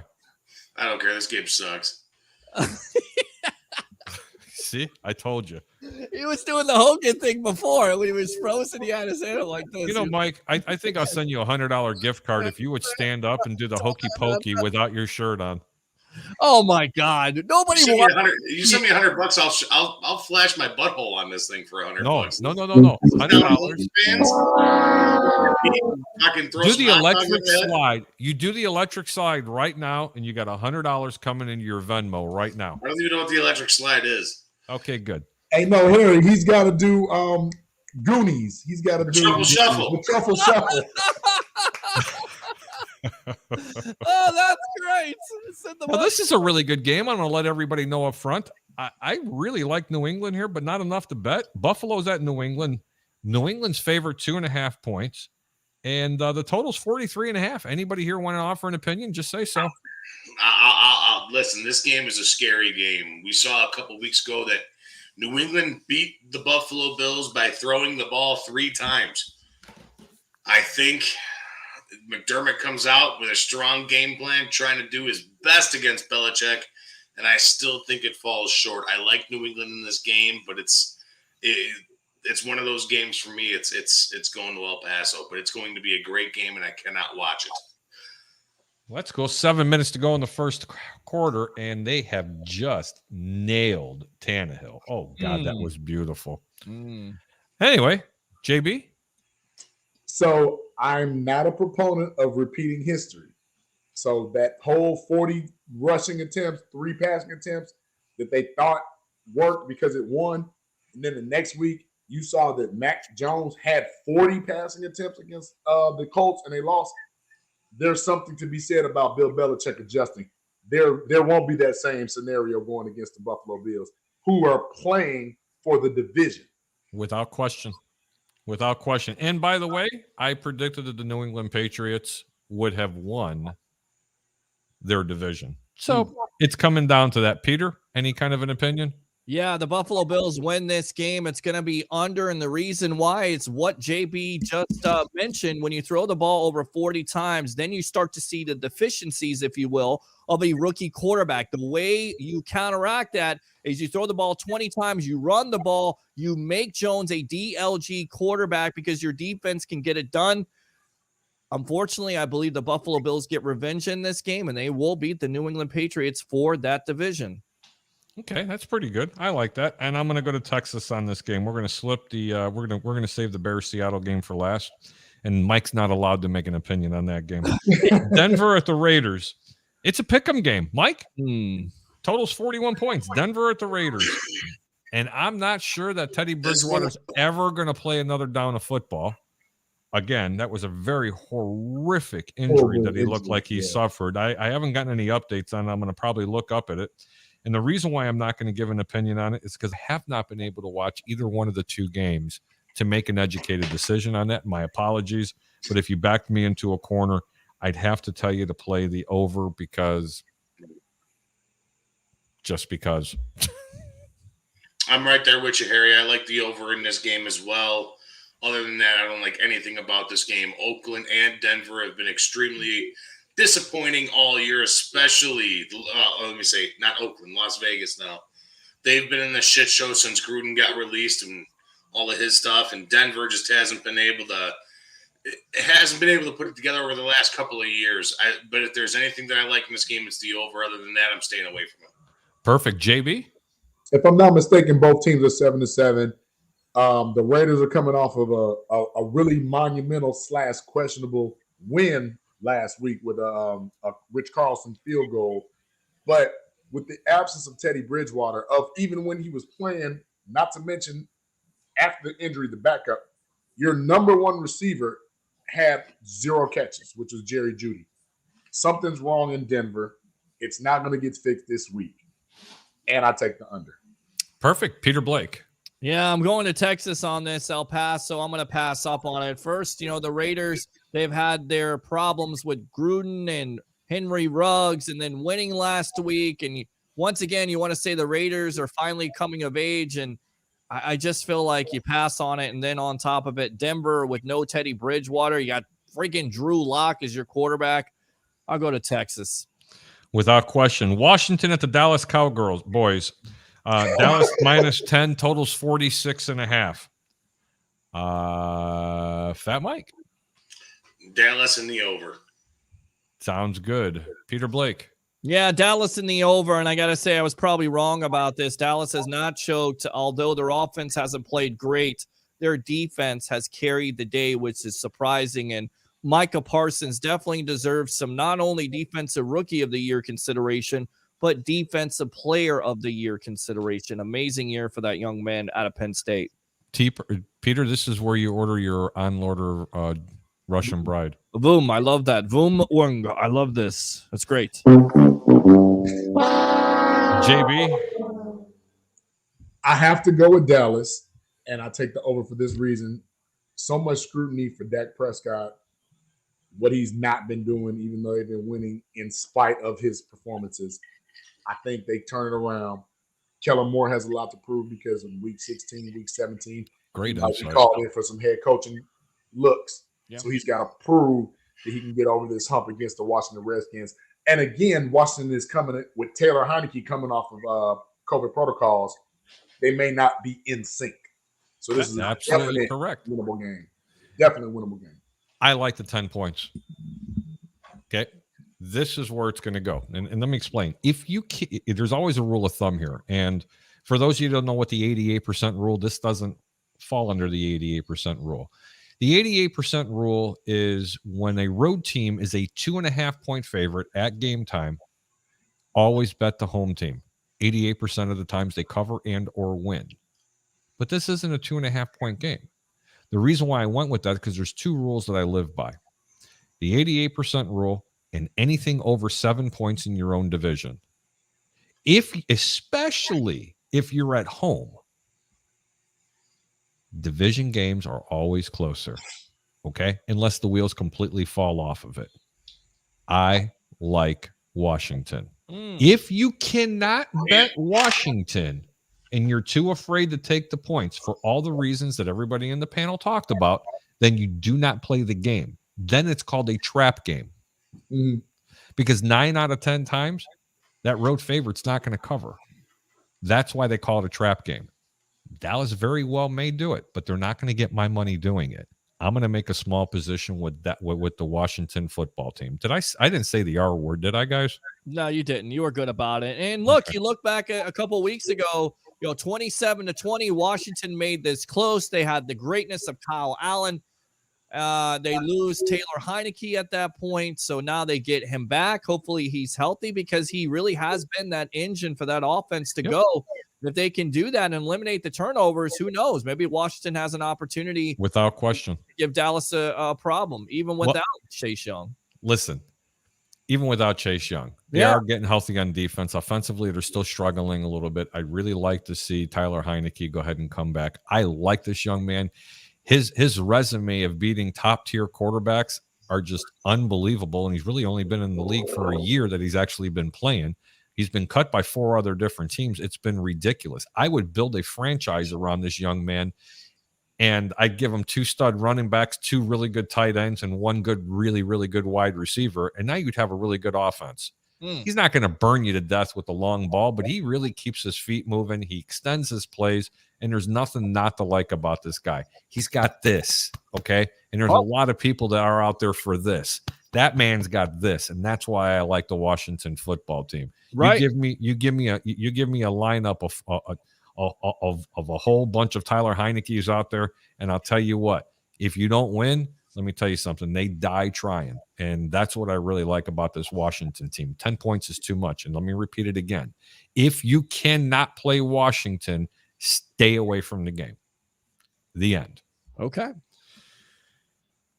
All right, guys. The Chicago Bears are at the Seattle Seahawks.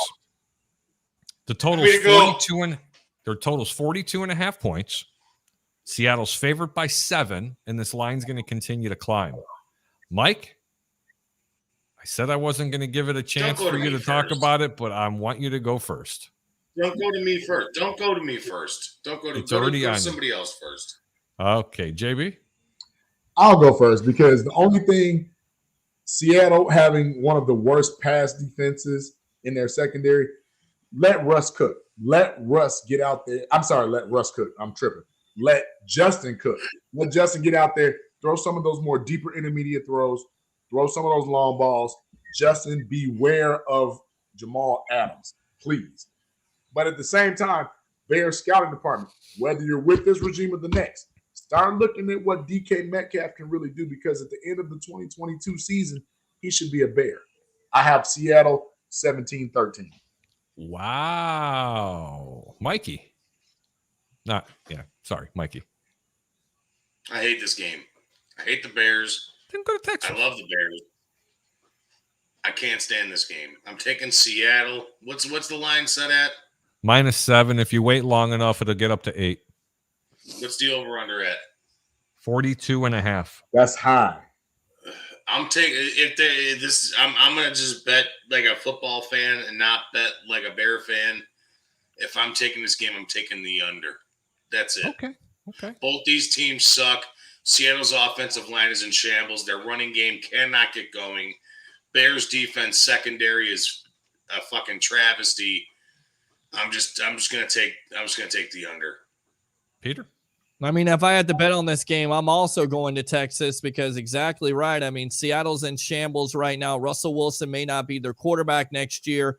And then with the Bears, there's so many good things that you can say about Justin Fields and about the offense. And then at the end of the day, when they get down into the red zone, they can't put the ball into the end zone, when they're in the red zone. So going to Seattle is going to be tough. I like Seattle, and I also like the under. Gosh damn it. Sorry about that, guys. Jesus Christ, man. Why did Garoppolo throw that ball right into the defender's hand in the end zone to go up 14-0? Because he's I didn't see Garoppolo. that. It's Jimmy Garoppolo. That's why. That's what he does. That's the reason why the 49ers drafted Trey Lance in the first place and should have drafted a Mac Jones. We're still up 7-0. Could be 14-0. Trivia question. Anybody knows Kyle Shanahan's record 5 years with the 49ers? Anybody want to take a guess?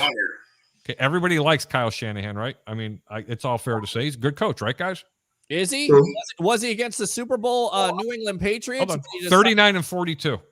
I mean, again, hold on. He's not above 500 as the 49ers head coach. No. 39-42. Right. Is 2 years of that because Jimmy G was hurt? Well, yeah. I mean, that's the reason why you should have drafted a quarterback in the first place and why they drafted a Trey Lance who hasn't played this year. I'm going to say it again. 39-42. It's not a guys. shocker. Everyone on this panel knows exactly what I'm getting to on this. But I know what you're getting at, Harry, and that's paramount right now. Well, here's the thing, guys. We're missing the big elephant in the room. The San Francisco 49ers, when they had an opportunity to get the greatest of all time in Tom Brady, and they decided to go with, hey, let's go with Jimmy Garoppolo again because he couldn't complete a fourth quarter pass in the Super Bowl to win it for you. That's your first mistake. And then on top of it, you get a coach who, by the way, was the offensive coordinator for the Atlanta Falcons, responsible for Tom Brady's Super Bowl win. And he wouldn't have had a Super Bowl win if he decided to run the ball instead of pass the ball and look forward to that head coaching position with the 49ers. So is it shocking to me that Kyle Shanahan isn't a good coach? No. Nope, I can totally get it. We got another comment here before I give my pick. Christopher Cole. Chris, how you doing, brother? Hope you're staying warm. I'm only kidding. It's 70 degrees out, guys, just to let you know, because Christopher Cole's down here in Florida. Chris, you're awesome. Thanks for tuning in. I'll tell you what I like here, guys, with the Chicago Bears. I like the points. I do. Like the points. I like the points. I like Chicago getting the points. Wait till the last minute to bet this game. Don't tie them up in parlays, make a small position. I think Justin Fields is going to throw for over 300 yards in this game. I think he's also going to run for 70. This is going to be the breakout game that he was waiting for. Don't know what's going on with Montgomery. He looks really good in spurts, but not the same ever since he's been injured. I think that they pulled him back. I think that brought him back a little bit too quickly. As far as the secondary is concerned, I'm excited to see what Graham Jr. is going to do. Personally, I really am. If he puts two games together, I think that was a diamond in the rough that they found. They got very lucky with that. They don't really have to concentrate and say, yeah, I need a DB in the second round next year with the first pick. So you know what? Everybody can hope. But we got one more game left, guys. This is my ultimate top pick of the week. And it's a road team. I have a top pick, and then I have a top 1A pick. Top 1A pick, Miami Dolphins, -1 at the New Orleans Saints. The total in this game is 37.5 points. Peter, who and why? I like the Miami Dolphins. They're hottest team in the NFL right now. They still think they believe they have an opportunity to win this division. And the Saints, to me, are a fraud. I get it. They have a defense, but offensively, they only have Alvin Kamara. Taysom Hill is not a quarterback in the National Football League. And why he continues to get money and steal money from the Saints is beyond me at this point. I get it. You're going to get back Sean Payton, but I like the Miami Dolphins, and I like the under. And by the way, Julio Jones is playing. I did not know that. Fat Mike, who do you like and why? I like the Miami Dolphins for all the reasons that Peter just said. Tua's playing good. Myles Gaskin's been on a tear a little bit. The wide receivers are doing what they need to do down there, and Tua's finding them, which is nice. But the one thing I like about this game, which is really making me lick my chops, is the over in this game. I like Miami Dolphins in the over of 37 points in this game. I really do. And another reason why is because Ian Book is going to be the starter for you on Sunday, not Taysom Hill. So I like Ian Book to go over. Notre Dame, Ian Book? Ian Book, Notre Dame, Ian Book, rookie quarterback. Wow. JB? That was news that just kind of like flashed by my face like, wow, Ian Book. Yeah. But I honestly, I have to go with the Dolphins in the over as well because Tua's been on a tear. You get Jalen Waddle back. You have Mike Gesicki. You have Devontae Parker. That team is starting to formulate. It's starting to really, really get together late. I think they, Harry, are they 5 out of their last 6? I think. Yes, sir. Yeah. So I have to say I'm gonna go with the over on this just because of the return of Jalen Waddle. You have Mike Gesicki, a top tight end, and you also have Devontae Parker, who's pretty much underrated wide receiver who just makes plays. Great insight, guys. Although I respect everybody's opinion. Okay. It never really it's a rarity that someone can change my opinion because I do a lot of work in regards to watching a lot of coaches tape. I still do things with the eye test. I'm not an analytics guy. There's a lot of handicappers that are out there that strictly handicapped by analytics and never even watched a football game. Go figure. Okay. And I can name a couple. Some are pretty successful. I also wanted to tell you that I'd rather be lucky than good any day of the week. Okay. It's not always how much what you do know. It's sometimes what lucky breaks you're going to get, just like in a football game. You know, some teams are going to get better calls than the other teams. Sometimes there's no flags, let them play in football. There's a rule of thumb. Everybody remembers what I said about the 88% rule. The road team is a 2.5-point favorite. What do? You bet the home team. You cover. If you can't, you stay away from the game. Everybody knows the rule about a division game. If it's more than 7 points and you're a road favorite by that much, you're supposed to go to the home team. If you can't, then you stay away from the game. This is another game for the over and under. If the over and under and the total point spread is between 36 and 39.5 points, you are supposed to bet under. They are begging you to bet it over. If it looks too good to be true, it generally is too good to be true. I understand why you guys like the over in this game.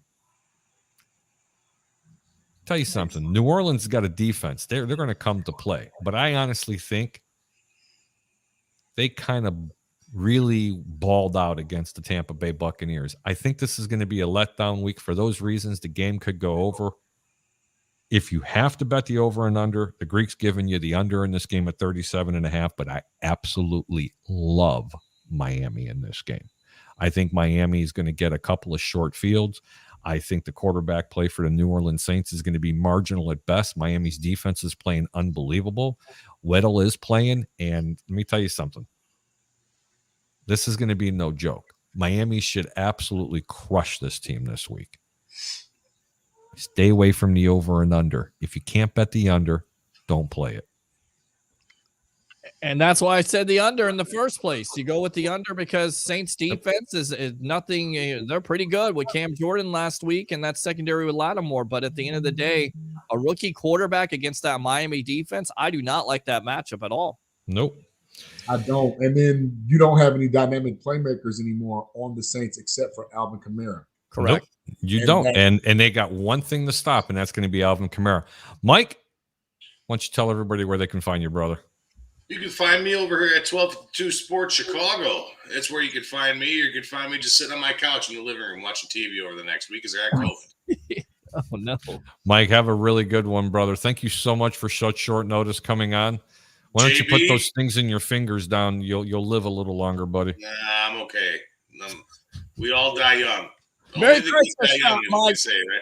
Yeah. Peter, JB, Harry, thanks for having me. I appreciate you guys. I will see you guys a little bit later. Make sure you guys have a very Merry Christmas. All you listeners do the same. We will see you guys next week. You guys take care. You take care. Merry Christmas. See you, Mike. JB, it was a blast having you on, man. Thank you so much for coming on. And let me tell you something. You have a spot anytime with Peter and I on this show. Love talking to you, man. Your insight is really, really cool. But you know what I'd really like to know? See, I know a little something that you don't know that I know about you. Oh, really? Okay. Yes, sir. I understand you're a savant with basketball. A little bit. Bit. This gentleman sitting next to me also really is a basketball buff as well. I'd love for you two to go ahead and talk basketball. Make sure, JB, you hit it up and you guys become friends and exchange them digits, because I'm telling you what, you should be a guest on Peter's show. Peter, you can go on his show every once in a blue moon. I think it'd be really, really good. I'm really glad we made this connection. But seriously, JB, anytime you want to come on my show, I am going to send you a link every week. You come on. Don't ever feel pressured. If you can, you can. If you can't, you can, or you can call in. But most importantly, tell everybody out there where they can find you, brother. So actually, you can find me twice a week. You can find me on Tuesdays on the Chicago Clubhouse podcast. And you can also find me on Thursdays, Bears Fans with a Brain. So I'm pretty much out there. Just feel free, go on to the Chicago Clubhouse Podcast Network, and you can find us, or just go on YouTube and actually put in Bears Fans with a Brain or Chicago Clubhouse Podcast, and I'll be there. That's awesome. Jimmy Garoppolo just missed a receiver 30 yards downfield with nobody behind him. No pressure. Hold on. No pressure, and overthrew. Was it Brandon Ayuk? No. A white guy, number 44, Justic, I believe. That's the fullback. Yeah, Jared. Yeah. No, dude. He couldn't have been any open. Okay? Yep. That's Jimmy G. There you go. If it was Brandon Ayuk, he probably would have went up and got the ball. You know, to me, it's the curse of the porn star. Ever since Jimmy G got with that porn star, he's not been the porn same. Star Jimmy. That's it. Porn star Jimmy. That's it. Yeah, really, man. I do appreciate everybody out there tuning in tonight. But JB, thank you so much. Seriously, I'm going to send you the link. You take care of yourself, brother. And Peter, I'll reach out to you. What do you want, Instagram or Facebook? Facebook, Peter H. Blake. Stand by. All right. Sounds good, bud. Merry Christmas, brother. Happy New Year, and we'll talk soon. Okay, soon. man? Stay safe. And don't forget that vaccination card wherever you go. I'm on my booster. So Deuces, brother. Take care. See you, bud. Man, Peter, what a show. That was I'm a lot of telling you. fun, man. That was a lot of fun. Let me tell you something. JB is awesome. Yeah, he is. Awesome, dude. Awesome show tonight. Awesome insight from him. Awesome insight from Fat Mike. He makes everybody laugh with the curse words, but his passion is what a lot of Bears fans are feeling right now. They just want to see this team win and win consistently, and they haven't been able to put it together. Hopefully, they're able to do it against Seattle. I think it's a tough matchup, and yourdreamsonline.com. There you go. Yeah, that's it. Yourdreams.online.com. I think this show is not has been a nightmare at some point, so we needed Sabrina to say yourdreamsonline.com. 4th down and 1, and the 49ers are going for it. 11:38 in the second quarter. They're on Tennessee's 31-yard line. They run a bootleg out to the outside. Jimmy Garoppolo throws. He overthrows, but catches it from Deebo Samuels. Wow. First down. I mean, another ugly pass. I mean, ugly. Not accurate tonight, that's for sure. No, but enough to win. It is one of my top games of the week. I'd like to go ahead and give special thanks to all the bots that tuned in tonight, especially advertising the Russian prides. JB, thanks for the comments. Thanks for coming on. Fat Mike, thank you so much. Kyle Nickel, thanks for commenting tonight. Troy Polamalu, my brother, don't forget tomorrow I'm going to be over at the steakhouse over at the casino here in the Seminole Hard Rock in the greater Tampa Bay area. Pig Dog, thanks a lot. Steve Beard, Tara, Adam, Merry Christmas, guys. Christopher Cole, we love you, brother. Thank you so much for following us around on any platform that we're on. Peter, you got any words to say before I sign off? Yeah, guys, Merry Christmas. Be safe out there. And once again, thanks a lot for the support of this show and various shows on all the platforms. We appreciate you. I'm Harry the Greek. Thanks for tuning in to the Over Under. We will see you next Friday night, not tomorrow, at 9 p.m. Eastern, 8 p.m. Central. And as I always say, Peter, keep your bets low and your returns high. And Peter, what are the 3 things that you live by with me? Bring your passion. Bring your excitement. Just don't bring any nonsense. I'm your host, Peter Blank. Giving you something to talk about. Have a good night, everybody. Merry Christmas, Happy New Year, Happy Holidays. We love you. Special shout out to CCP. Do appreciate it. Next Gen, thank you for go ahead and putting me on your platform as well. And all the previous employers I've ever been with. You take care. Peter, talk to you in a few. Yes, sir.